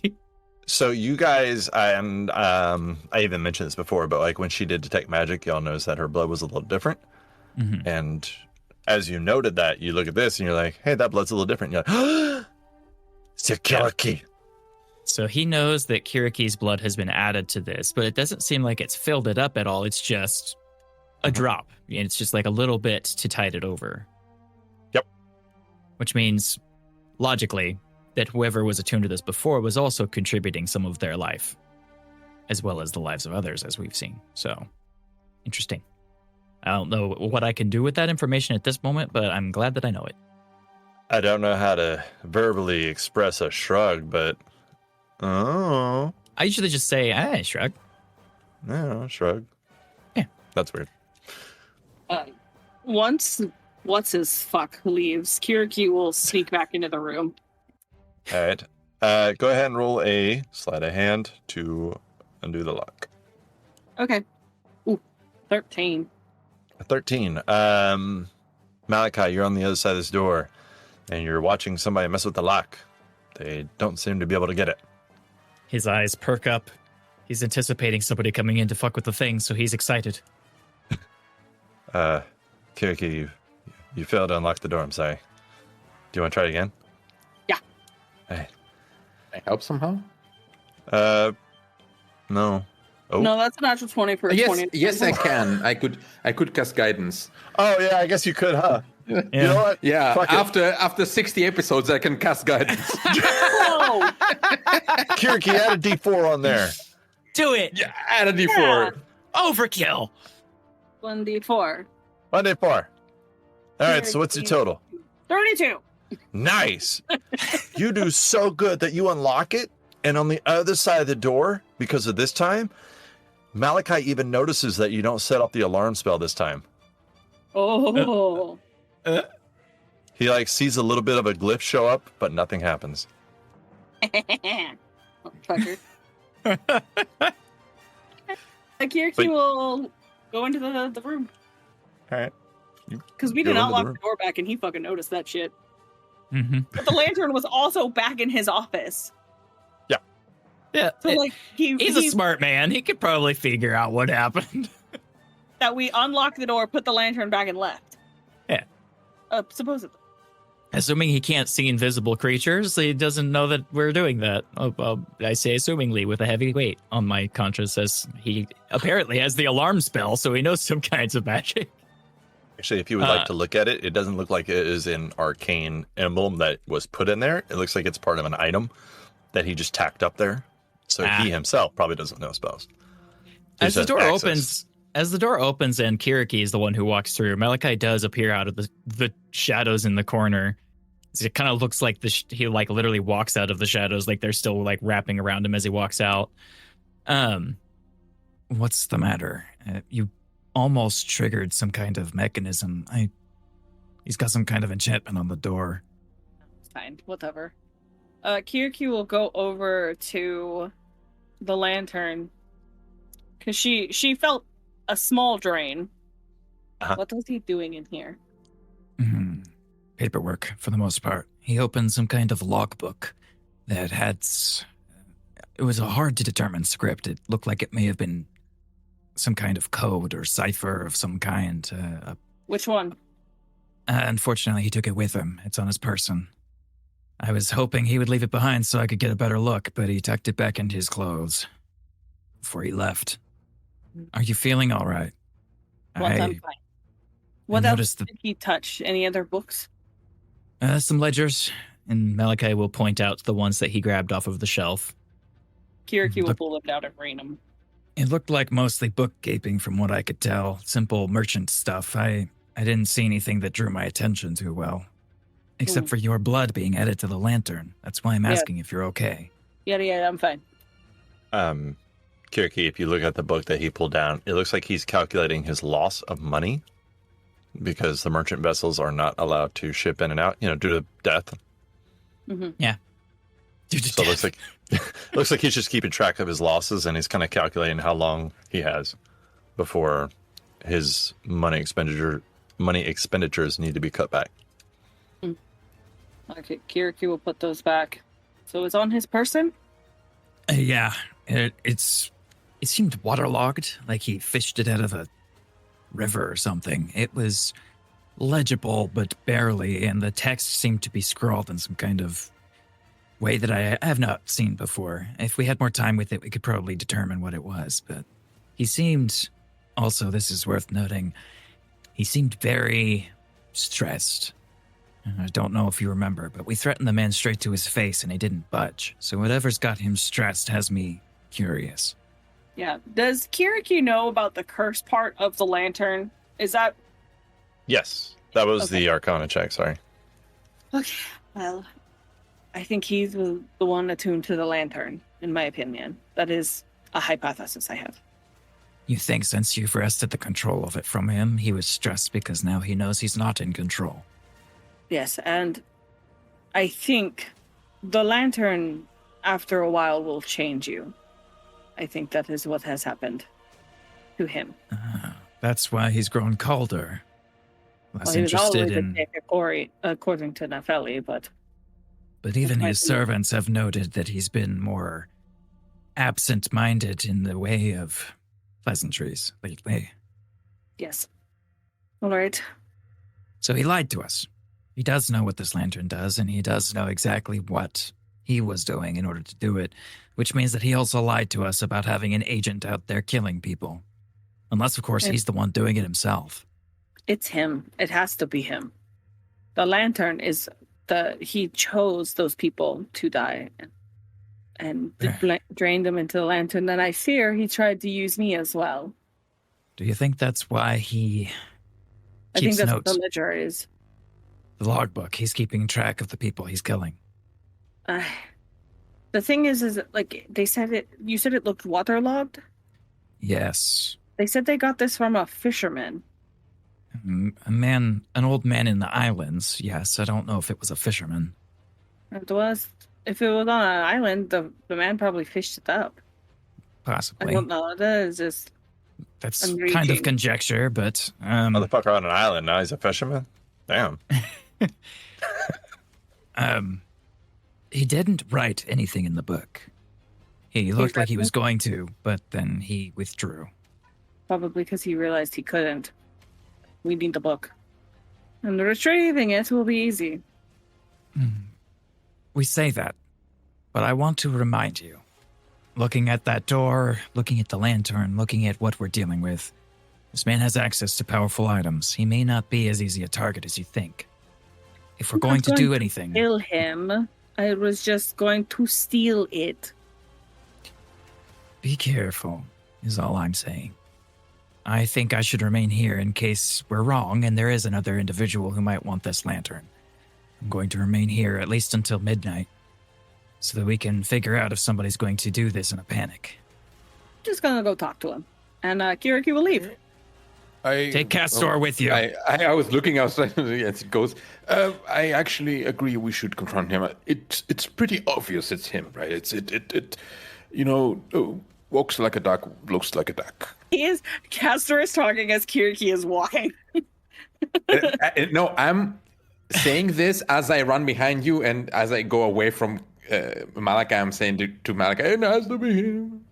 And just go to follow Kiriki. Malachi, as he says that, walks like a duck, looks like a duck. He like walks away. He's like, yes, but sometimes the beaver turns into an old man.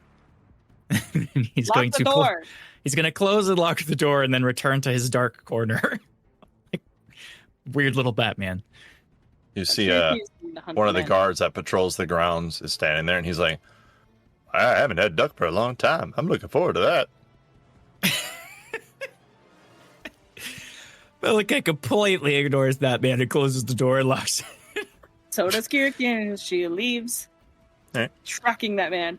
And Kiriki doesn't do anything normal when she's on a mission. She is stalking the halls.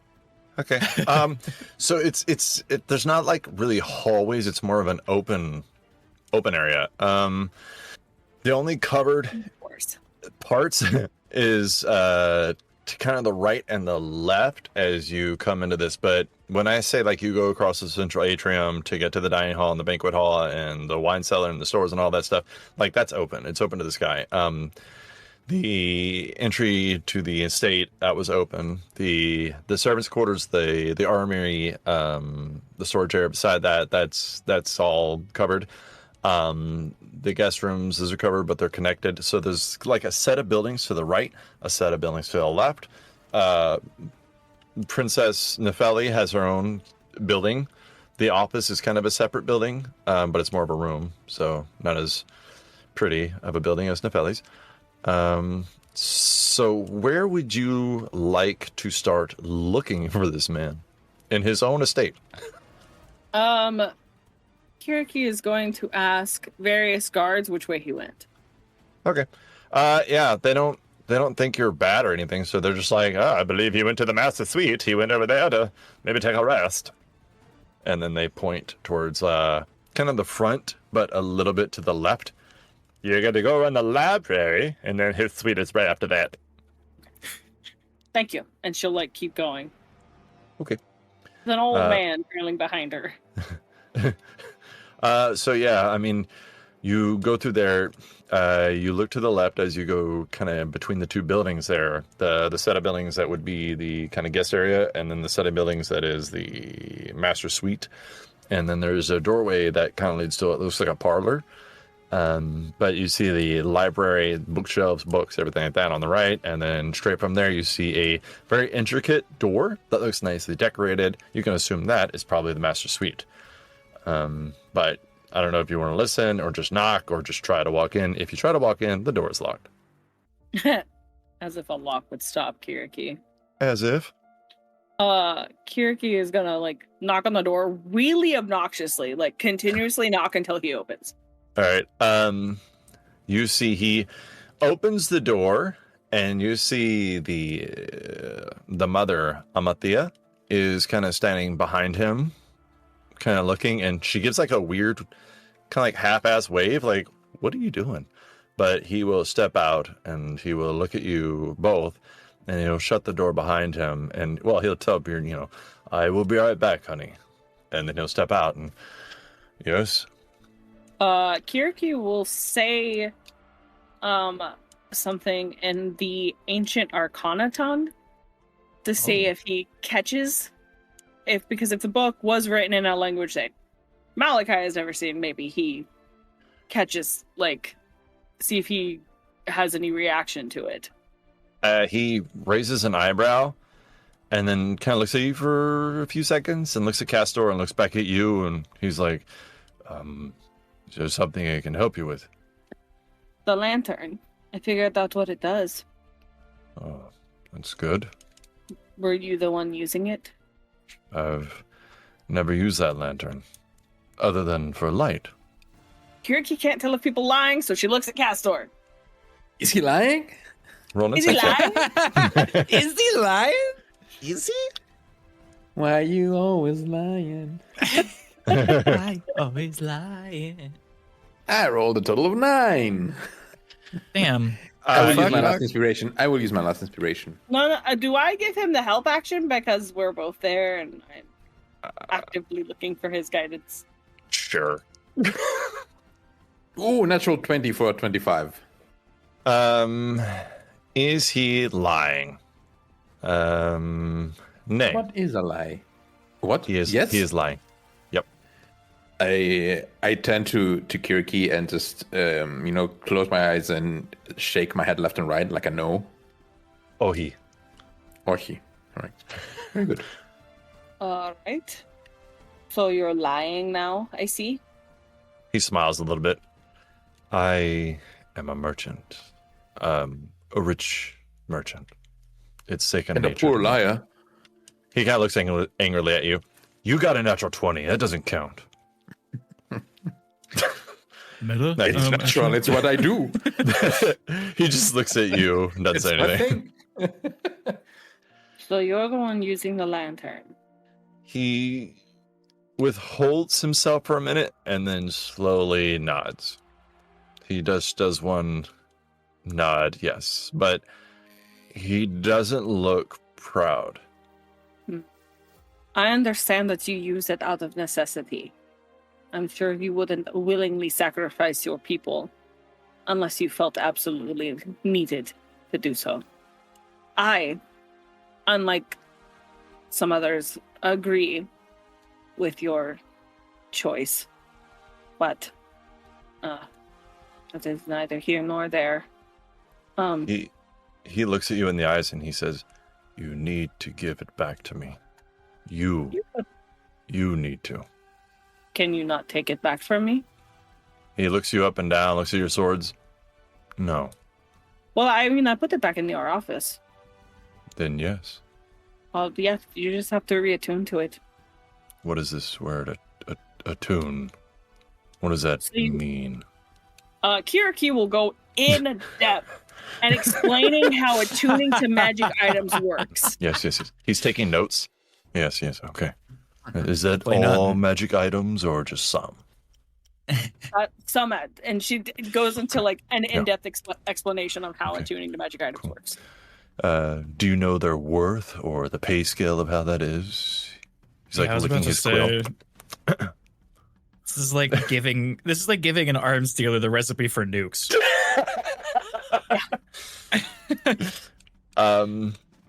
He's not looking you in the eyes anymore. He kind of looks from you to Castor to like down a little bit, and he makes sure that the door is shut behind him.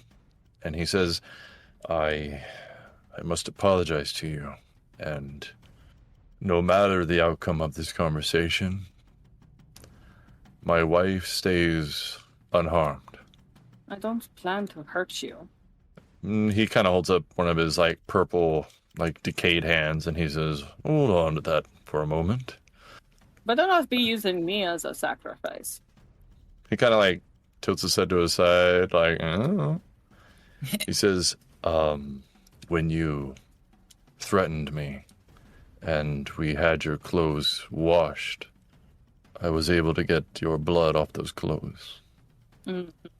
If I reattune to the lantern, I can replace it. He says, I am sorry for what I have done. You're the next sacrifice. Says, I understand if you are angry. I'm not mad that you tried to use it on me. But I don't know. The problem is that I personally don't know if the lantern would work like fully on me as it would a normal person. It is an item of Hecate, and I am a chosen patron of her. Would she kill me? Probably. If you would like to test that out, that's up to you. Nah, I don't want to test her wrath. I feel like I've made her mad. He says, I can give you a pass to have you move freely in the sacred heights. And there you will find one of my employees. And he runs a center where people gain gold for giving blood. If you get him to give you one of these samples, then I can replace your blood with someone else's. But you will deny working for me, so I wouldn't bother with that conversation. I understand that the lantern is a temporary solution to this problem, but until when? You will run out of people before the demons run out of patience. He looks at you and he says, I was hoping they would leave. They would get tired of waiting, but they don't. They eat each other. They are not normal creatures or animals. The city was saved. That is all I knew. The cost is worth the price. The destruction of the city is not averted, it's postponed. There's a difference. Then what our next goal is to figure out how to prevent the destruction. On the back Yes. of how many people's lives, Kiriki? So what do you propose? I don't know. If I knew, I would have proposed it already, but this just doesn't sit right with me. So the solution, your solution, is to stop sacrificing everyone and let the city be taken. He says the system I have set up now has it to where the people who are starving, the ones who wouldn't survive anyway, are the ones who are being sacrificed. It may not sound great, but it's the best we can do for now. Is it a choice they are making? That was what I was gonna say. At least the people should know. There must be a way. The woman that died recently, she didn't seem like one that was supposed to die. He says, when I get this blood, I don't even know anything about the individual. That doesn't make it any better. No. Using this lantern is taking away his, not reasoning, but it is making him more logical to the necessary evils that need to be done. It is not a great solution, but right now we have no other option. Our only option is to sacrifice the willing or let the whole city die. And I'm not staying here to let to be eaten. And I cannot take everyone with me. I would like to point out that should this be given an option to the people, then nobody will volunteer to sacrifice themselves. And even if they do, then there are people who are going to want to hurt or kill us for having it and sacrificing anyone at all. This could incite a riot. That too. It sucks, and it's not the best option, and it is not the morally correct option. Sometimes you have to make that sacrifice in order for others to survive. I don't know. I think there would be people that would step up and do the right thing if needed. But I agree with him. What if there are people who are angry about this option and want to just, sacrifice others to it? Well, if the whole point is to have people volunteer, people that want to protect their fellows, their family, randomly selecting someone to die is playing God. You see, even if it is for the greater good. Maybe they should come down here and help then. Who? What? The gods. You want to bring them into this? This is an item of Hecate, her god. Maybe this is her helping. The way I see it now is that you are trying to go up there, not asking them to come down here. He went from looking a little sad and guilty to being a little bit angry, but he didn't say anything. Don't get me wrong, I understand the impossible situation that you are in right now, but I'm just saying that it doesn't seem right to me. The people should at least know what is going on. Mm-hmm. I don't agree. Castor, I understand that you have a... Listen, Kirky, I said my piece. If you believe that this is the best way to move forward, I will follow you. It is good to see the good in others. The problem is you've been a hermit. You've not really experienced the world and seen it. You've seen it through stories. Sometimes the worst option might be the only option. It is back in your office for you to attune to. While that is happening, we will go and retrieve a vial of blood. Just above table. Kiriki got the gist of what a minor one would do. She couldn't understand what a major one would do. No, so because it's an ancient artifact, trying to figure out what it does, just by studying it for a couple of hours, is next to impossible. But if he knows how to do it, then most likely he has instructions of some kind. Because he would never be able to figure it out on his own. Like, no chance, ever. But he will tell you, whenever you go to get this blood, and he kind of looks at, from Castor to Kiriki, it's best to not ask anything about who it is. Just do it. I am not going to ask, but the next solution after doing all of this is figuring out what to do about the demons, the army of demons outside. He says, kind of proudly, "You don't know this about me, but I'm actually quite a collector. I have some items secreted away in a place that nobody could ever find that could help." Kiriki doesn't lie, but she doesn't say anything about it. She's like, well, okay. Sure. So secret. Super secret. I am concerned. That's what we'll have to do. All right. One question. How do you know what the lantern does? I was told, and I have a book that has been passed down from owner to owner for what looks like a few hundred years. May I see the book? He kind of looks at you suspiciously, and then he's just kind of like, fuck it, we've gone this far.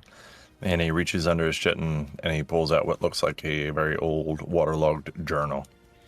Mm-hmm.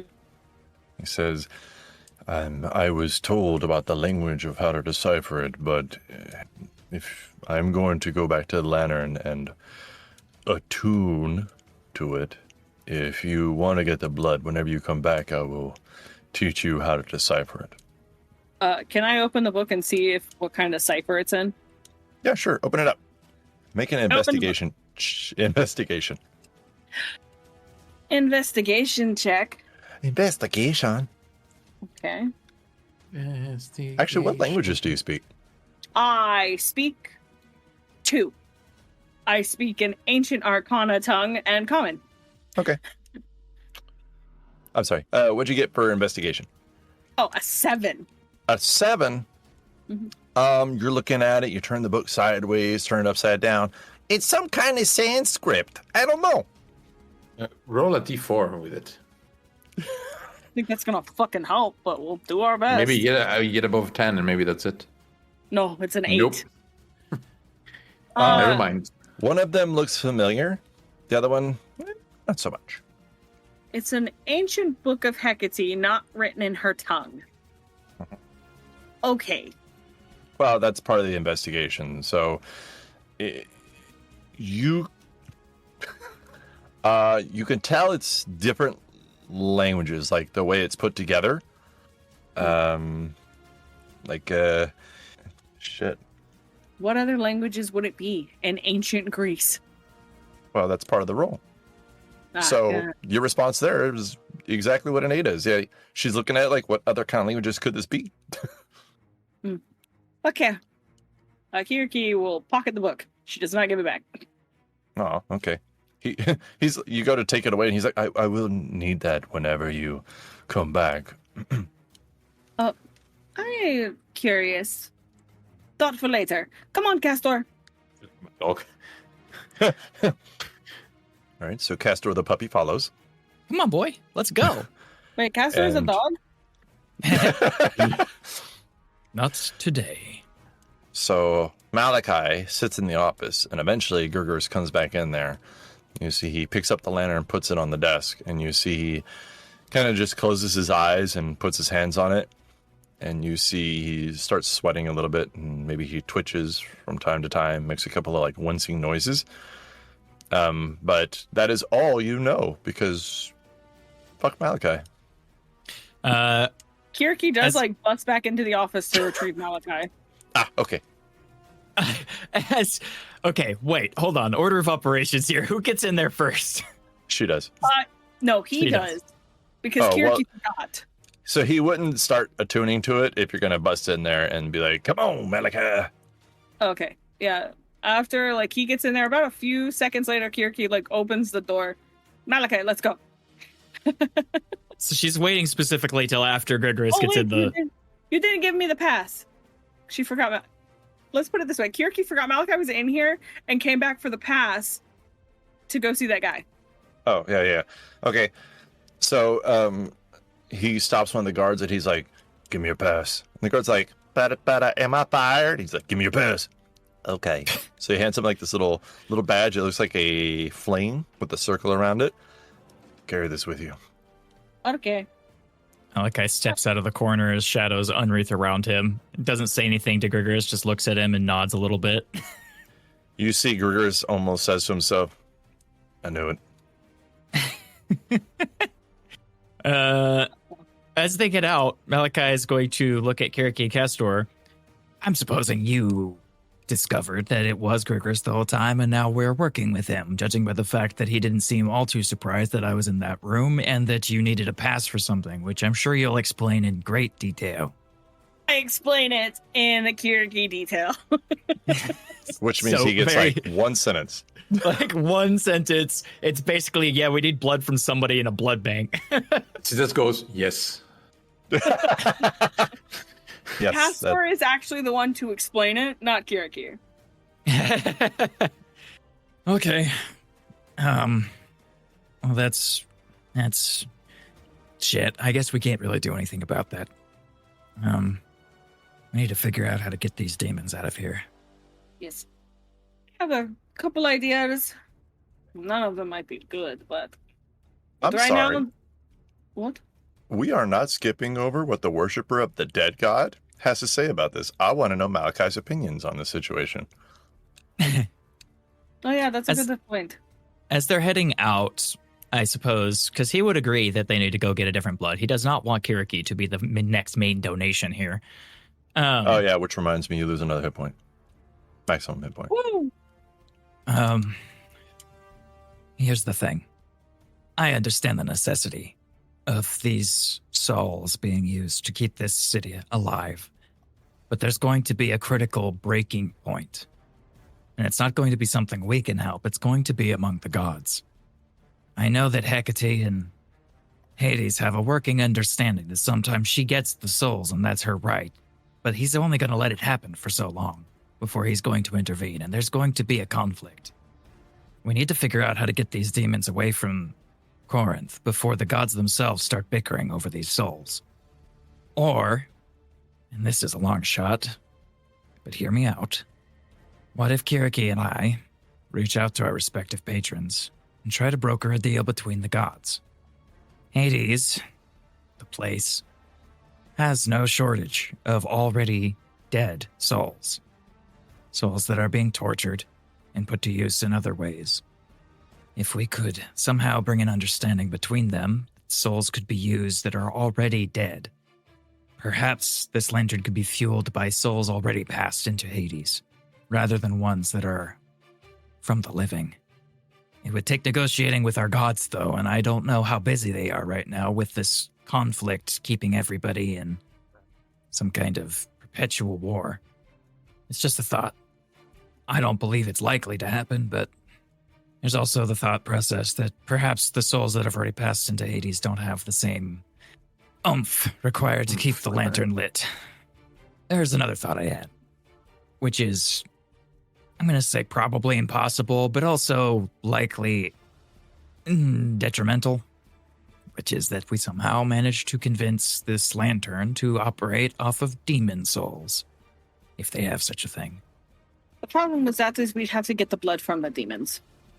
Yeah, Okay. so that is a good idea. And Kiriki, you've used demon blood for blood magic before, so seems like it would actually work. We'd have to get Again. the blood from the demons. She Getting got that blood from good. You'll be right. demons. Getting blood from demons is our specialty, Kiri. I don't know what you're talking about. A horde of demons, Malachi?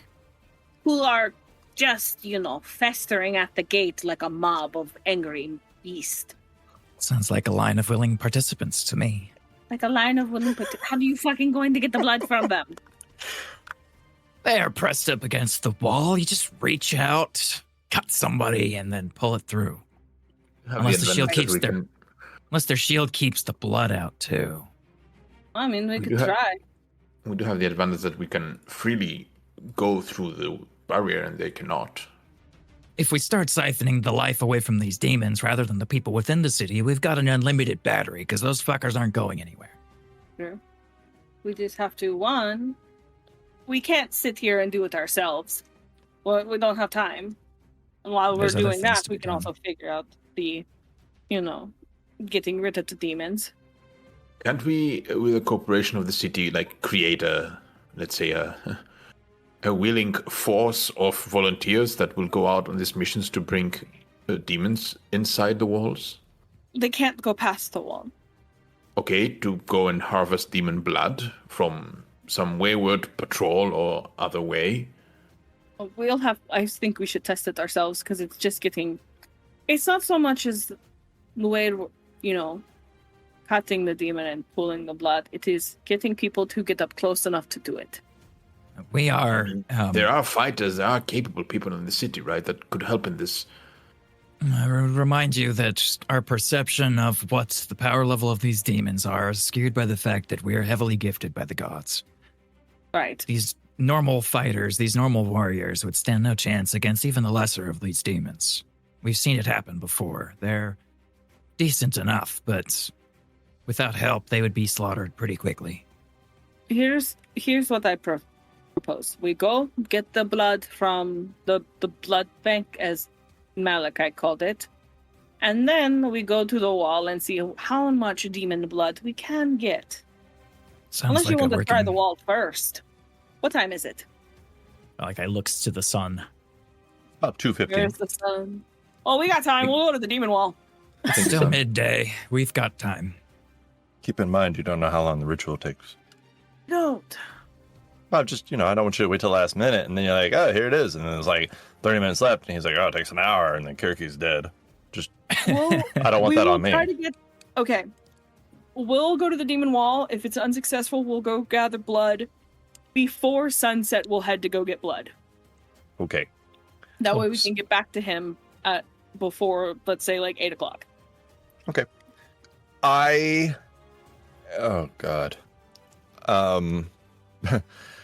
So I will remind you real quick of the surrounding of this city. So, at the very top of it, where the Corinth is, and the biggest military presence, there's mostly flying demons. So catching one of them, unless you can fly, is going to be really hard.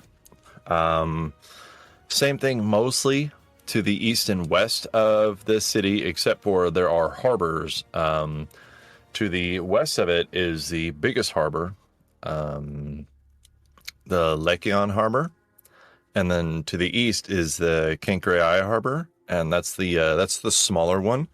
I believe she told you, but that's where Thalia is from, and that's where like a lot of smaller ship vessels are from. You didn't see a lot of movement over there. Most of it was the main harbor on the west side, and then the very front gate, the Isthmian Gate, and the Isthmian Gate is where there was like thousands of them. So you got flying ones east, west, north. Some flying ones, but only a few to the south. Those are just the biggest gathering of them. Off the harbors is what you're not really sure of, but you know that there was barely any movement to the east. But the west had plenty of movement. And there was a lot of sank ships and dead people floating in the water. You don't know that yet, but you can assume. I'm going to suspect we head to where we know the most concentrated amount of demons are. It's a good idea. So the Isthmian Gate to the south, yes. You head to the entrance where you first came in. Yeah. Uh-huh. When we were able to pass through it with no problem, they just couldn't chase us in, correct? Yes, ma'am. It looks like you saw somebody, a very large demon, hit his weapon against it, and it looks like his weapon just bounced off of it. Like he was hitting some kind of invisible force. But there's nothing visible there, but where they all stop is pretty much, that's what makes it visible. Mm-hmm. As they're standing outside of the, because the shield keeping them safe is outside of the gate, right? It's just beyond it. Yes. It is a couple of 100 feet out from the front entrance itself, the front gate. You can see there's a lot of refugees out there and everything like that. There's only about a 10-foot space between where the refugees are packed in and then where the demons start. Because it looks like they were trying to all get away, and then the demons just got everybody who couldn't get through or couldn't fit in there. And Gotcha. then there's just, there's not even grass anymore because the movement has been there so much. The only thing I will note is that there was that burrowing demon who popped out of nowhere and then tried to web up Malachi. So be careful of I that. didn't like that sound. Well, I'm sorry, I was thinking. The thinking sound? I don't like your thinking sound. Yes. You're banned for using it. Fair enough. As we're like making our way up to the wall, Malachi is going to look about through this horde of demons. Are there like what's the front line of this shield look like? Is it full of mostly big guys, or is there like a force of tiny guys who are kind of pushing up against it? It's mostly the little guys that are forced up against it. Bigger ones are pushing them, making them constantly check. Like some of them, you can see they're like face plastered against this thing, and then they'll try to push off, and then somebody will push them back. And especially if you get close to the wall, they're scratching at it, they're biting at it, they're trying to punch through it, they're trying to force their way, and it just looks like they're hitting air. Like they're the best mimes ever. Okay. Malachi is going to like walk up to the edge of the shield, just like a few feet away from it, where all these demons are, and look over them. And he's going to take out his sword and just like pass it along the length of the shield to see if his sword can go through the shield freely from this side. Yes. Okay. Well, wasting no time at all, Malachi sees that Yep. and then just takes his sword and thrusts it towards one of the demons. Yeah, you push into the demon, and then other demons don't really know what's going on, so they're pushing him into it while he's trying to push off of it. So this poor demon's just like stuck in place with your sword in him, and he's making like wailing noises, and all the demons don't really seem to give a shit. They just keep pushing him. And as he withdraws his sword from the body of this demon, does the blood remain on the blade? Yes. He turns it towards Kiriki, holding it out for her. Is that enough? Kiriki will take the blood that she can get from it, because he was using vials, right? And Kiriki had blood on her clothes, but it wasn't that much blood. Like it was dried, stuck to her clothes. Also, luckily it was just her blood. It could have been anybody's blood at that point. True. Make an Arcana check, please. All right, I will make an Arcana check. Considering he gave me information, can I do it with advantage? Because he said Okay. that it was off my clothes. All right. Is that a yes to advantage? Yes. Haha. And you guys will see that Boren has followed you, and he's kind of watching with curiosity. I don't fucking need it. That was a natural 20 for 28. Nice. You think that the blood sample and the blood that you're bringing from the tent are identifiers? Like, so that woman who was used, her blood was used in the ritual, but it drained out of her slowly over time, even though she was killed the night before. So, like, you think the blood from your clothes was the identifier, and then your blood is going to slowly be drained over time to fuel this lantern. Okay. Kiriki will explain that. It is just so that the lantern knows who to steal it from. It looks like this is a better source. But Good. I've used this magic in this spell. I'm so worried. And this is just Becca talking as a player, because I know Todd. That he is going to do a weird reverse thing on us and say that the demon blood doesn't work because of reasons. Even though Kiriki has used demon blood for her magic before. Here's the above table Kevin concern. Are you ready? My above table Kevin concern is that if we put demon blood in there, it's going to suddenly start allowing the demons to pass through. But Malachi wouldn't think that.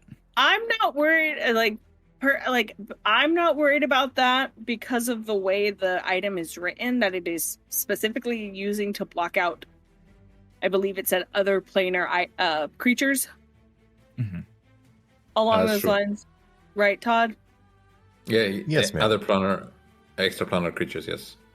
So I don't think that adding their blood would just gain them access because they are still extraplanar creatures. Right. Okay. Then I don't think we have anything to worry about. Sure, what could go wrong? Malachi is going to look at Kiriki after she says that amount should suffice, and he's going to look at this Bourne dude who's there. Yeah, he's kind of walking up behind you guys, looking to see, and he just kind of comments that if you're going to kill the demons one at a time, you could be here a while. Quite the contrary. We think we may have discovered what's keeping this wall up to keep the demons out, and we think that their blood may be helpful in doing that. I want you to do something for us. If you want to help this city, gather some buckets. And what you're going to do... Vials, buckets, whatever vessel you can find. A vase will work. Just bring them out here with some spears. Take a stab through this field every once in a while at these demons and start collecting their blood. It doesn't matter if they die. Just gather their blood. He smiles. And what is the purpose of this? How are you going to use it? Are you guys doing a ritual of some kind? You could say that. No, need to know basis. Who the fuck is this motherfucker? He kind of glares at Kiriki. The person trying to help these innocent people and this surviving town. I don't trust him. He gets no information. I don't trust him either, but it's not going to hurt. So, what do you do? What is your role here? He's just a guy who wants to help. I don't think he's just a guy. He has no authority. How is he going to gather a bunch of soldiers? He's going to gather some blood. That's all I need him to do. I don't trust him. That's fine. He doesn't need to know. Sir, you don't need to know why we're using it, right? In order to know that this is going to help the city. He kind of rolls his eyes. He's like, I want people to be safe. And the woman with the mask and the swords and the blood all over her isn't exactly in a place to be judging someone who's not very trusting. Listen, we could stand here and insult each other all day long, but the city is dying. We need to get moving. I don't take insults well. I know you don't. That's why I'm trying to move. Malachi's going to step in front of Kiriki, putting hands on her shoulders. Like, I know you don't. That's why I'm trying to move us along so that we don't get into a conflict here. We have other things to do. I don't trust him. He might have alerted us, but we will take our information back to where we got it and have soldiers deal with it. Trust goes both ways, lady. You can shut up now. I don't care if you trust me or not.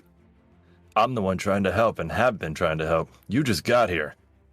And I've done more than you have already since I've been here. Listen, fine. Maybe he can't collect soldiers for us, Kiri, but he can at least stab a fucking demon. That's all I need him to do. If he wants to help, we'll put him to work. And he looks back at the guy. Stab demons, collect their blood. You don't need any more information. Just know you're helping us, and we're helping the city. He shrugs, glares at Kiriki, and then goes to get a bucket.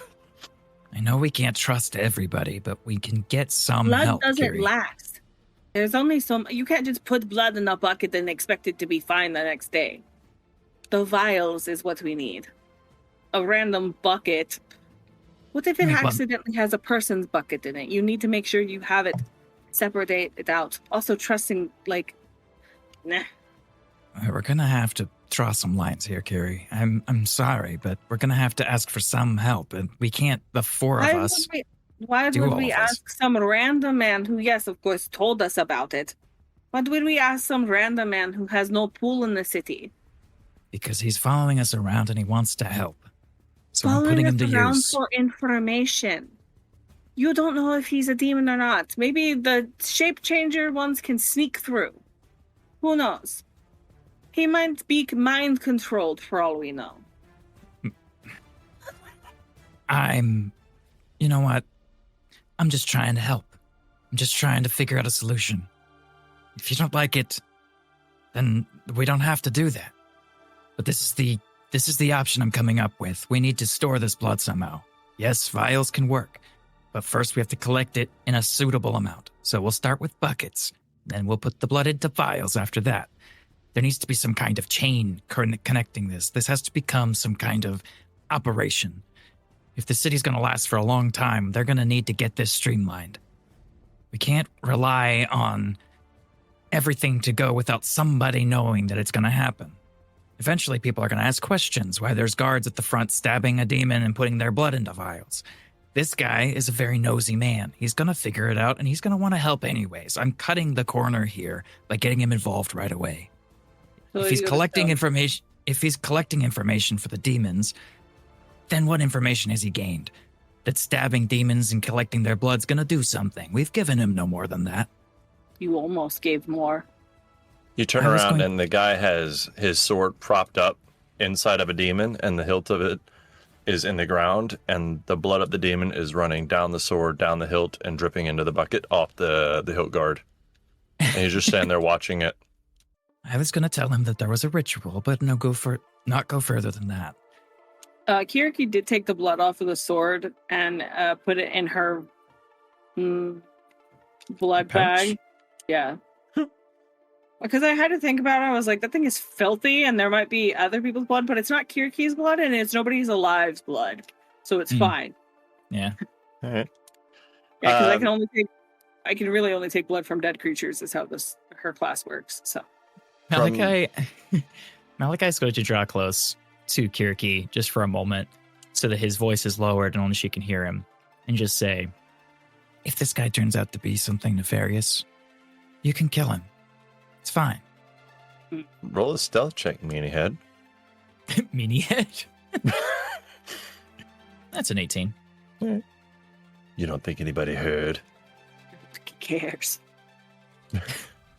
If we start looking for demons in every person, we're gonna go crazy. But we'll be alive. You know, honestly, of all people, Castor, I really hoped you'd be on my side for this one, but that's fine. After what happened at the camp, I think we should err on the side of caution. As much as I believe in the good in people, we should be careful who we share information with. Fine. Actually, I am surprised because you're the one who almost got killed by trusting someone. I trusted them for a moment. And they were acting very That's all it suspicious to takes. begin with. Fine. If we want to play this game, then we'll play this game. If you don't want me to trust anyone from now on, then I will trust only you. Only my party. Kiriki, Castor, I don't even know if I can trust Nefeli yet. We'll keep it that way. I just don't think that we're going to get very far not trusting anybody in a world beset by creatures like this. At the very least, we could trust one man to stab something. See, he, at this point, has gotten another bucket, and he's doing it again. I put my hand on Malachi's shoulder. Young Malachi, I understand your frustration, but I do not appreciate your tone of voice right now. All we are saying is that we should be careful and not reckless. You do not need to get upset and throw a tantrum and act like that right now. We need cooler heads to prevail in our current situation. Malachi stares at him for a few moments and then, like, aggressively pulls his hand away from his shoulder away from the hand. Thanks. I'll be cool. Do I need to ground you? He's not going to say anything else. He's just going to nod to Kiriki to continue what they have to do. You're so sleepy. He just tried to enlist one man to help out. One man, and he got razzed to hell and back, okay? One random ass man. The only man in the whole city who seemed actually concerned about the safety of the city, mind you. Not true. The leader of the city was sacrificing people to save the city. Oh, yeah, that's better. He is not the leader of the city. Or that merchant man. I'm just saying, this dude has been trying to be helpful from the start, and so Malachi saw that as an opportunity to make him helpful. That is all. Can you believe this? I'm proud of you, Kevin. Can you believe this? You guys are insane. Yeah, in a world full of evil demons, you think you would seek out the good in people. We have seen mind-controlled and face-stealing demons. Okay. Anyway, first of all, I don't even know if this ritual is going to work, so they're just going to have a bunch of demon blood hanging around anyway. And above the table, I need to mention something else. Mm-hmm. In a lot of stories and a lot of settings and universes, where there is an evil race trying to take over the world. Because we know this guy is not a demon because he's inside the city, right? So he's not extraplanar. He is human. Yeah. The point is, well, actually, if he was already in when the lantern work, would he have an issue? I know, but he's short, wouldn't be able to stab the other demons. Okay, so we know he's not a demon, right? But I'll give you an example. The universe of Blade. There's the vampires, right? But there's a bunch of people who are their devotees called familiars, hoping to become vampires. The same thing could be happening here. Normal humans who decide to side with the demons because they feel they will win. It's even happened through history. So that's also a big possibility. Actually, if that was said in-game... I said above table. If that was said in-game, Kirky and Malachi were told a story by Aldora where she was on her own and she ran to a cult that was trying to kill innocent people, seek them out and kill them, that followed a demon named Iramanes, I believe? Iriman? What? Yes.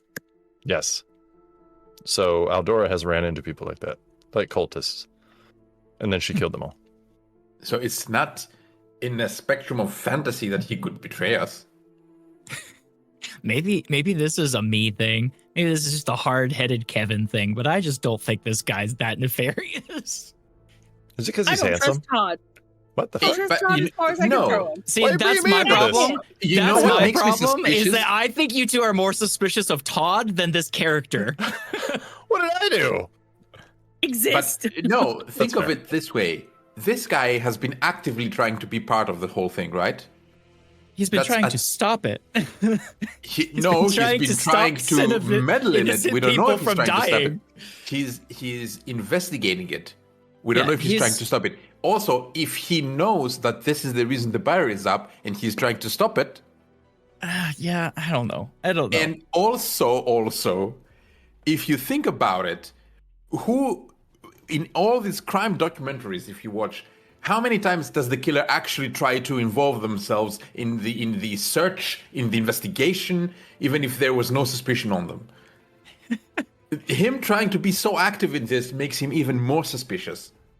I know this about the character. He is a stranger. He is not from this city. So that's maybe suspicious, but also he could be he's wearing armor that implies that he's heroic, but we all know that it is not necessarily heroic. What if, just maybe, he's a guy who really wants to be a hero and has just never gotten the chance to. He shows up in the city, there's people that are innocent dying, and he's like, wait, that's wrong. And he actually wants to do something about it. And so he's trying so hard to actually do something about it. But he can't because he's just a normal guy. I feel like my character should be making your arguments. You know what I mean? I think Yeah. character-wise, we should be reversed. I should be the one trusting in the good of people, and you should be the suspicious one. That's why Malachi was like, I thought you'd be on my side for this.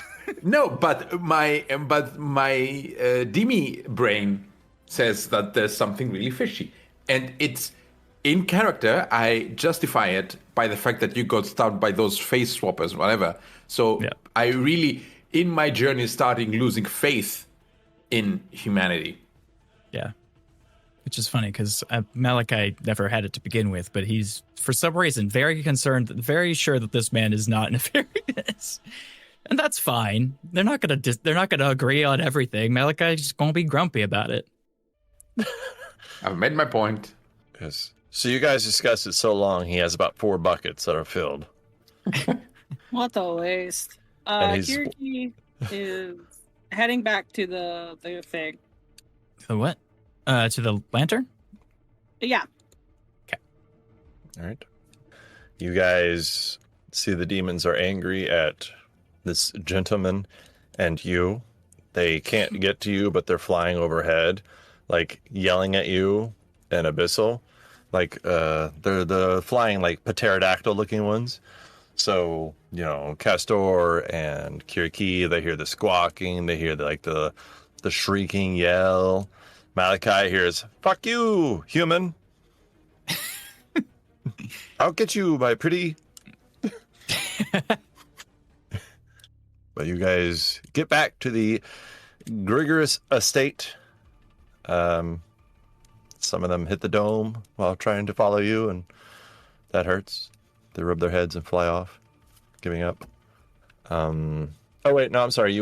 Were you going back to the Grigorous estate, or did you want to go to the donation center? Would it be worth it to stop by and get a human sample of blood just in case the demon stuff doesn't work? Yeah, let's do that. Okay. Okie dokie.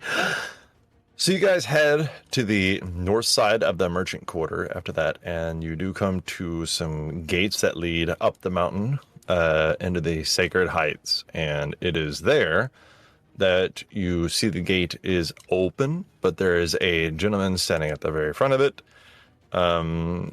His name is Feodros. He is a broad-shouldered man. He just kind of quietly looks at you guys and holds out a palm, and it looks like he has a chest behind him. He just stands there expectingly.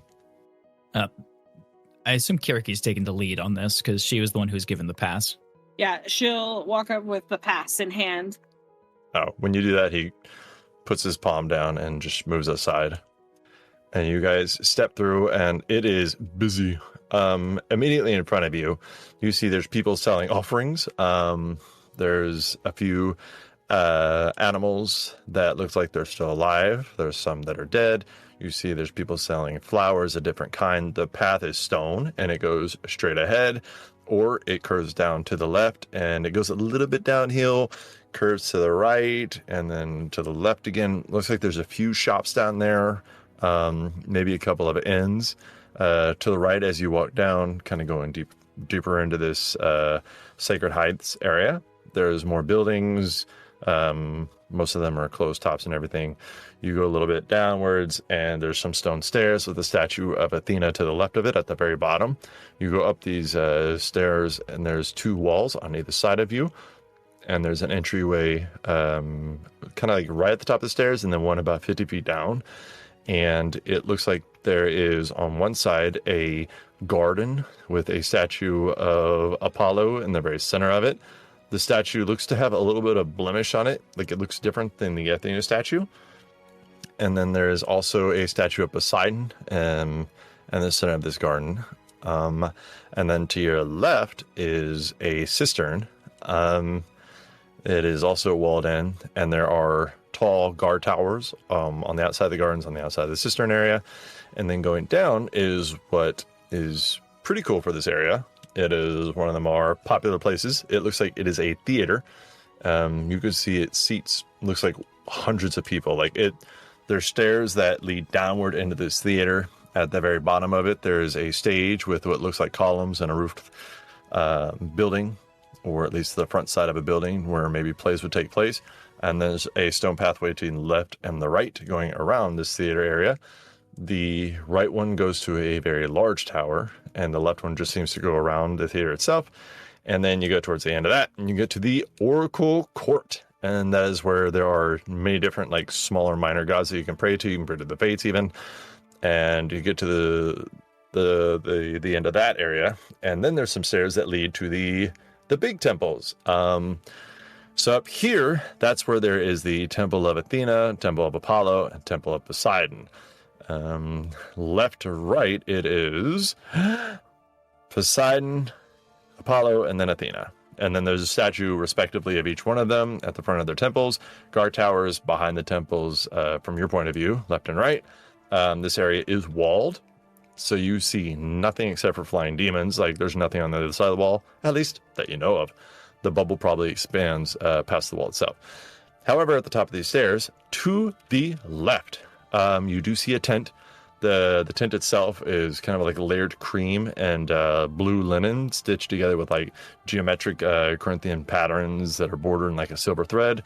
It looks very clean and organized. but a painted wooden sign outside the tent says Civic Vitality Initiative, and it says Healthy Blood Strengthens Corinth. It says 1 gold for voluntary donation, approved by the Office of Public Welfare. And you can see that there's some temples where guards will gesture towards this tent. Certain people, and it looks like they're kind of poor looking people, like people who are maybe up here praying for something besides a way out. Like maybe they're praying for food or health, and they will kind of gesture towards the tent. So a lot of people who are gestured here are like lower, very, very lower class. The people who wander up and kind of question about it, they're just kind of average looking or lower. But yeah, you donate, you get a gold. Anybody want to donate? Yeah. I think I'm good. All right. I will donate. Yeah, there you go. If you guys step in, the inside looks surprisingly comfortable. There is thin white curtains dividing small sitting areas. There's bowls of figs, watered wine, and bread that looks like it's sitting on tables that are cleaned decently often. You don't see any dust or anything. There's incense inside to make it smell nicer, like, hey, you're not losing blood. It's fine. Hey. There's cushioned reclining couches that allow like people who donate to rest afterwards. The instruments used looks like they're made of bronze and they are being soaked in wine vinegar. Everything looks very professional. You see a few people who look like they work here. They're wearing like clean white robes. You do see the silver flame with a circle around it. So it looks like they have the same thing that Kiriki has. But what do you want to do? I mean, the process is just to secure one of these vials, right? So we have to find basically an employee, but somebody who's doing the collecting of these donations and ask them for a sample on the authority of Grigoris, right? Yeah, you could. Kiriki has the symbol, right? For the badge? Yeah. Okay. You know what? For funsies, Kiriki, roll a perception check. I help. All right. I will roll perception. Yeah, you got this. Use that big bonus. I will perceive with my eyeballs. How do I help? Do I roll or 17. You can either roll or let her have advantage, whichever one you choose. I will roll because I think you cannot roll much better than 16. Damn. Wow. The best. Neither can I. Hey, right. That's one more point. So Kiriki got what? I'm sorry. 17. And then Castor got an 18. 18. Yep. Just had to do it, didn't you? All right. So you both notice in kind of like a competitive way that there's a lady seated near the rear of the tent. She looks kind of like a weary physician a little bit, but she is sitting there. She looks around 40 years old, tall, slender. She has black hair, has a little bit of silver streaked into it, and she has her hair like tied in a braid behind her with looks like a piece of linen is tying it together. She has like gray blue eyes. Kind of looks like she would have been pretty, but still is kind of pretty, but in a mature way. But she's wearing like the layered white physician robes, bronze bracelets. Yeah, she's just sitting there. Looks like she's writing something down to a log and putting a small cup to the side. I'm assuming Kiriki is going to head up this social interaction. No. No? Okay. She will point her out to the more experienced talkers. Malachi will approach the woman. Hello. The woman will look up and she'll smile. Oh, are you here to donate? The gods ask for courage in many forms, young man. Oh, trust me, I know. I actually have come to collect a sample. She kind of looks at you for a second. Not for personal use. It is requested by... what was the dude? What was Grigoris's actual last name? His house name? I believe it was Thanatos, but let me go back. Gosh. Thanatos, yes. Okay. And he'll look at her and say, "It's been requested by Master Thanatos." She looks at you and looks at your attire. I haven't met you. Do you work for him? We are working with him, yes. Shh. It's best if you don't ask too many questions. She looks at you and puts her quill down. She says, respectfully, I mean no disrespect towards you personally, but do you have anything that might prove what you're saying? Oh, I have these. Yeah. Yeah, that's in line. The woman says, yes, apologies. And then she'll finish writing something in the logbook. It looks like she's writing down maybe a description or an age group, a gender of who the donator is. She will hand you a cup and say, if it doesn't matter the freshness, this one was less than an hour ago. It hasn't been filed away yet. 1 cup of blood may save 3 wounded defenders. She smiles. Or many more. Thank you. He's going to retrieve it from her and pass it to Kirky. Kirky drinks it. Uh-huh. Yeah. I will secure it in my bag. Alrighty. The lady smiles and says, I hope you'll have a blessed day. To you as well. Thank you. And Malachi will turn away from her, pull them all aside a little bit. Obviously, this is probably a pretty crowded place, so there's not too much that he's going to say, but he's going to say, sounds like we have everything that we need. We should return and get this underway. Any last-minute thoughts? Let's hope this works. Let's hope it works. I would like to say, I know this is a weird spot to bring it up, but I would like to say I apologize for my brashness before. It's difficult to not want something to be good in this world. But I understand your points. Don't get me wrong, Malachi. I'm really happy to see that you believe in the good of people. All I'm saying is that for our protection, we need to be more cautious, to exercise more caution. I understand. It's something that I used to take wholly in heart, but I could say that the world is growing bleak, and I'm looking for what I can. But I just wanted to get that out of the air. In case things go south, I don't want us to be at each other's throats. Oh, don't worry. You don't have to do that. I know you it came from a good place. I'll give them all a nod. And I pat him a bit on the shoulder. Kindly. He does that thing where, like, when your hand touches his shoulder, that's the same arm that the arm of that shoulder like reaches up to touch yours, so you guys like have that shoulder touching moment. All right, let's go save the city or something. So you guys are heading back to the estate? Yeah. Alrighty. Do you go to the office? I would assume so. That's where the lantern is, right? We're going to fiddle with the lantern now. Mm-hmm. All right. So you guys go in there. You see Grigors is in there. He has a lantern in front of him. And it looks like he is tapping his fingers on the desk, waiting for you to come in. And then the door is unlocked. If you knock, he says, come in. Don't actually figure you would. But he kind of sits up straight. Did you get it? Yeah, so we got human vial, and we also have demon blood to see if that will work. He looks kind of curiously at you, like he's not sure. We can try. My only main concern is that I don't know if these demons have souls in the same way that Hecate will find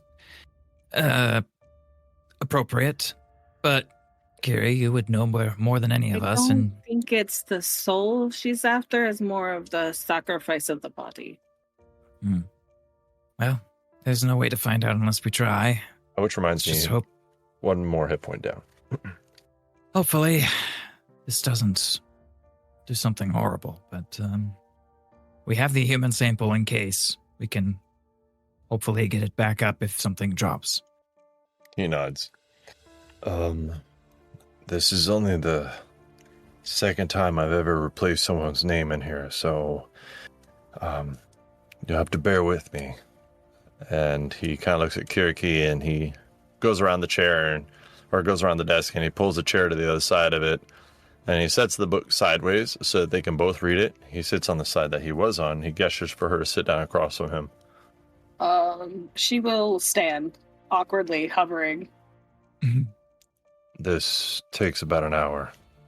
Okay. He shrugs. Now that the book is open, can Malachi get a better look at it and see if he can decipher it at all while they're working on it? Sure. What languages do you speak? I speak... There it is. Okay, I can read and write Common, Infernal, and Abyssal. Okay. Roll an investigation check. Okay. I give you guidance. Oh, thank you. I'm on a roll. That is a 16. 16. It looks somewhat familiar, but you can't quite place it. Okay. You think it has a little bit of maybe Olympian script in it, but you're not really sure. Gotcha. Okay. Kiriki, as he starts to kind of point at it and tell you about what needs to be done, he kind of looks at you. I still don't like you, just for the record. Okay, I don't care. He says, the blood. Oh, here. And she'll hand him the demon blood. What is it in? Like, is it in your wineskin where you just squeeze it and it comes out like a ketchup bottle? He watches as she pulls it out. Like, she uses her hand to manipulate the blood and pulls it out. And there's just an orb of blood circling in her hand. He kind of looks at it and he's like, weird. And then he tells you that at the very beginning of the book is the ritual script that must be read to invoke Hecate herself. And he says it is directly a line to her, but you know that even if it was, she wouldn't pay attention to this. It is just a reading that maybe is a distant word to her, but most likely it is not actually to her like he thinks it is. But it will take about an hour, and then the blood will actually pool from your hands of where it is into the page itself, and he has to tell it where to go, which it looks like there's a slight smear that is lighter than the others of where your blood was in the book. And as he's going over this and pronouncing it really terribly, you can tell it is a mix of the language of Hecate and Celestial, and it looks like the words are mixed up in the middle of each other. Like where gracias means thank you, Danka means thank you. It's like a GRAN, and then like a C, and then the KE, and then maybe an S at the end. So where the words look like they're literally just mashed together to where it makes no fucking sense. But if you look at it afterwards, you can see where there is a slight pattern where it's the pronunciation that's a little different. So it looks like there's just pronunciations of certain letters that are separated so that you can combine them to make a word, even though they're different origins of a language. Okay. Yeah. So Kiriki can kind of understand it, even though she doesn't speak Celestial. She could guess her way through a lot of it. Yep. And after an hour, your blood is replaced by the black demon ichor. All right, well, that's that, and I'm hoping this fucking works. Yep. During the ritual, you would have lost one more hit point, but... Is there a window in this office that I could look out and watch? No, not in here. Oh, okay. Okay. Do you want to do anything immediately after? No. Will it take effect upon midnight, or will it immediately work? He looks at you. It'll immediately work.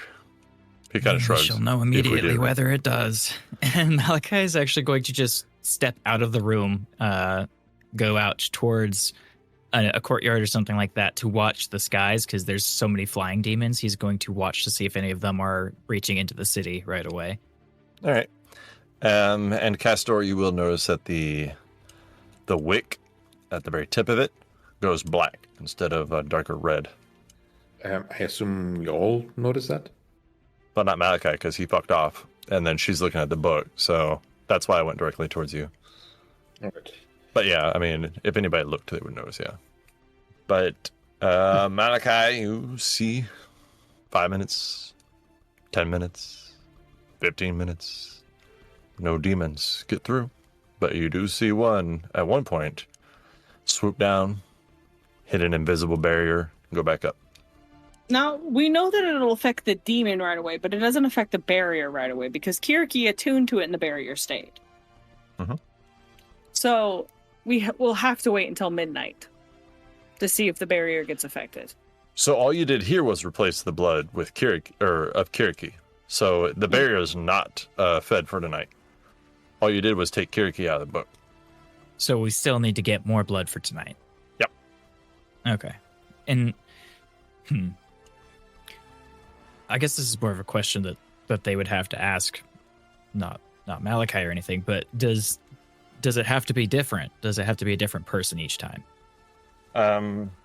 Is a question I'm Kevin. I'm wondering. If you ask out loud, then Gregors will tell you that, yeah, the book specifies. Okay. Malachi would, and then I'll just say Malachi walks back in after seeing that the demons aren't getting in, and he's going to say, "Seems to be working for now. Do we need to replace the blood with a new creature every night?" He says, "Yes, it needs to be at least 8 liters. Okay. I mean, it'll take 8 liters, so I guess if you just bring the blood of 2 creatures, that should be enough. But that's for us. The demons get pretty large, so I don't know." Will the sample itself be enough for the lantern to draw the blood from a distance, or do we have to bring enough blood to fill the lantern every night? He looks at you kind of blankly and then, like, goes into the book and turns a few pages. He looks back at you. "I don't know." We'll bring the blood just in case. Do you have large vials, containers that can be sealed to keep the blood fresh? He shrugs. "I have casks for wine." That might work. He's going to look to Kiriki for approval to make sure that would contain the blood freshly enough. Yes. We should make sure the supply is as fresh as possible, so we shouldn't try and store it, right, Kiri? It won't work as well if we try to store it. It should be used immediately. It might not hold for long. Okay. Well, even stored in a cask, it would be good for transportation from the gate up here to be used, but yeah, it will need to be fresh. Gregorus, can you organize a force? How many people you trust that can handle moving the blood? He kind of like looks at some of his logbooks and he's like, "I pay for trust. I am connected to some very trustworthy people." No, the way you said that implied they weren't trustworthy at all. Well, and that's the problem with buying your trustworthy people is if someone pays more, then they're no longer trustworthy. But I have people who are loyal to me. A few. If there's anything I've learned in my years, it's that sometimes money buys more trust than anything. The guy smiles. Money buys a lot of things. I think, assuming this works, this is our working solution for now. Well, we figure out a way that we can maybe clear the demons out from the wall itself. That might take some time, but at least we have a method to keep the shield up without sacrificing the innocent. He looks at you kind of curiously and impressed at the same time. "How did you manage to get the blood of demons?" Wasn't that hard, we just stabbed them. He's like, "They just stood there while you stabbed them? Seems hard to believe." We went to the thickest part of the wall where all the demons are crowding to the point that they could not do anything else. He could not flee from being stabbed. So yes, he stood there and let you stab him. He looks like he's starting to take notes and then just looks at you with like his mouth open. "You have more courage than my entire life could muster." Well, yeah. He just kind of shakes his head. The demons are a powerful force, but they are a powerful force that can die. They are flesh and blood like you and I. If you stab them enough times, they will eventually perish. They're just a little sturdier than your average human. He kind of gets out a different book and goes about halfway through it to a blank page. And he dips his quill, and he, without looking at you, says, do you know how many cities have fallen? Why do you need to know? He looks up at you. My family's not originally from Corinth. I have family over a lot of central Greece. Malachi kind of looks at Kiriki because he's already been told he's sharing too much, so he looks to her to figure out how much she wants to give away right now. Oh, most of Greece is gone. Thebes yet stands, barely. But We saw found more some dead lights in cities. Delphi, but it was not concrete. Yes, Delphi is in a strange state right now. It seems like maybe there are survivors, but we never met anyone directly except for an agent of the gods who passed by and then left again. He puts the quill down. So, just Thebes, huh? As far as our journeys have taken us, yes. Thebes was a hard-fought victory on its own. The demons had a foothold there that we helped eliminate. He kind of grits his teeth a little bit. Have you told her mother? No. Good. Try to refrain from letting her know. Please. Why? She's emotionally hurting. To have her be told that her entire family is probably dead would only make things worse. I'm going to be honest with you. I have no reason to speak to your wife, so it should be easy. Thank you. Obviously, Grigoris, you are not the one and only person in charge of this place. Who all is in charge of keeping this city safe right now? He smiles. There's only one man in charge of keeping this place safe. I am not in charge of much. I own my estate and my money carries my weight. That is all. The person in charge is Marios Totalis. He is the general of the entire Corinthian army, and the general is, in fact, in charge.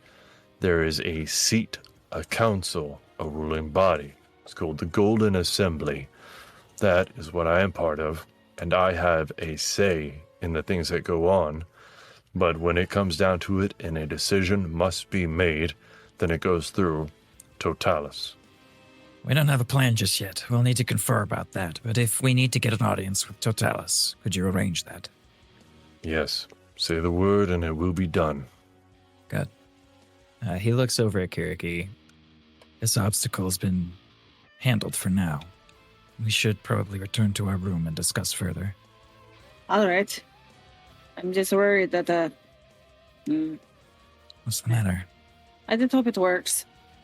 It would really suck that people have to die still because of fucking demons rather than us being able to use the demons instead. Before you go back, I will remind you, I will need this blood before the end of the night. I thought that's why I was telling you to get some trustworthy people to handle the blood. Would you go with them, please? Just in case there is a problem. You have done this before. These men are going to be scared. It would help if you were there. It is a request. Fine. I think we can facilitate that. Right? We should put it off. How long does the ritual take? You said an hour. Yes. Kiri, you can tell us when is the best time to go to maximize the efficiency of the blood. All right. So what time do you normally do the ritual? Well, I usually do it after dinner. My wife will be getting bathed and ready for bed, and I will be in here doing a blood sacrifice to Hecate so that somebody can die and we can all live. So after dinner, we'll go and get it while you're having dinner and then come back with it. And that way you can do it like you would normally do. Thank you. It is pretty much nightly routine now. I sacrifice someone and then I brush my teeth. Well, now there'll be a demon, so that'll feel a little better. That is good. Think about the positive things. Like, I straight up rolls his eyes. Oh, okay.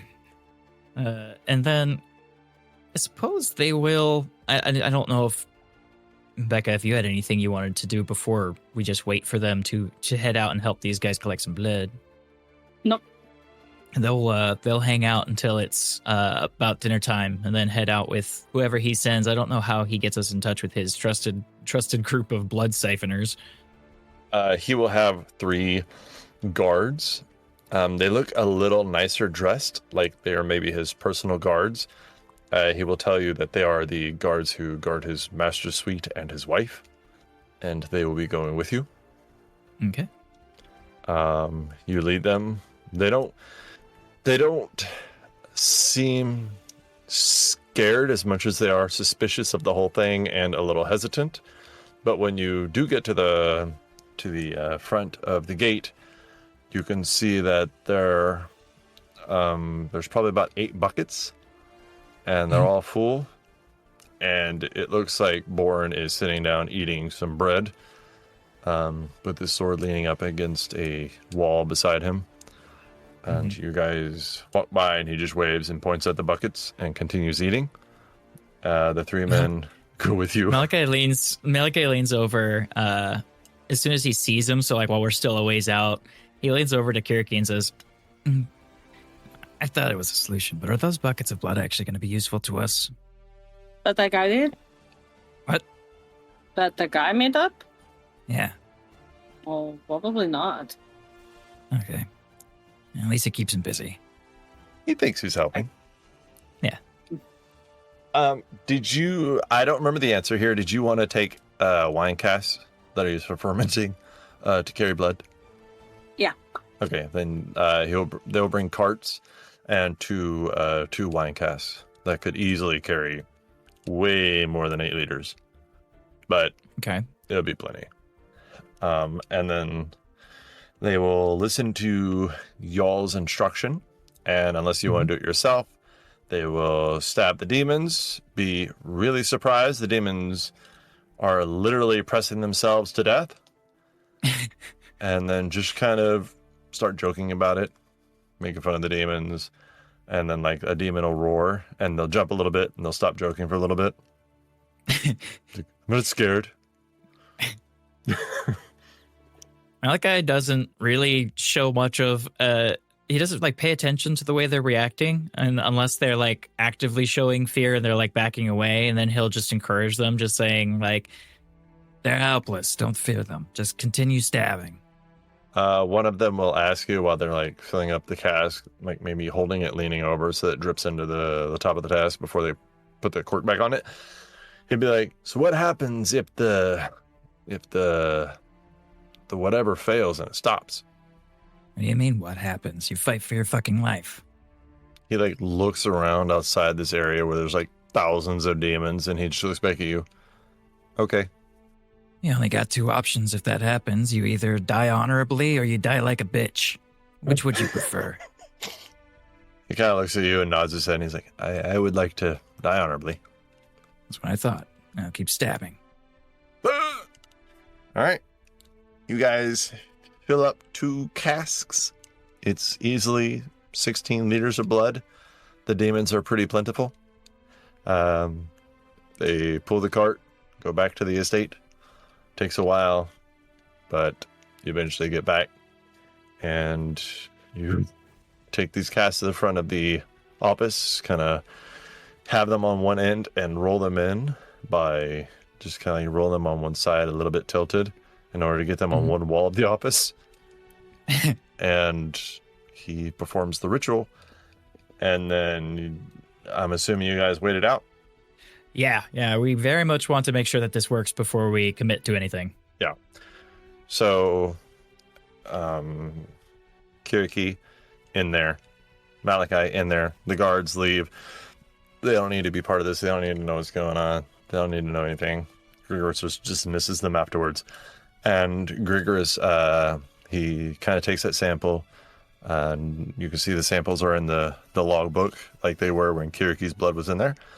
And he kind of writes beside it the time that he did it. He writes the date and just kind of like keeps track of it a little bit more than maybe he normally would have. And midnight hits, and we'll see you next week.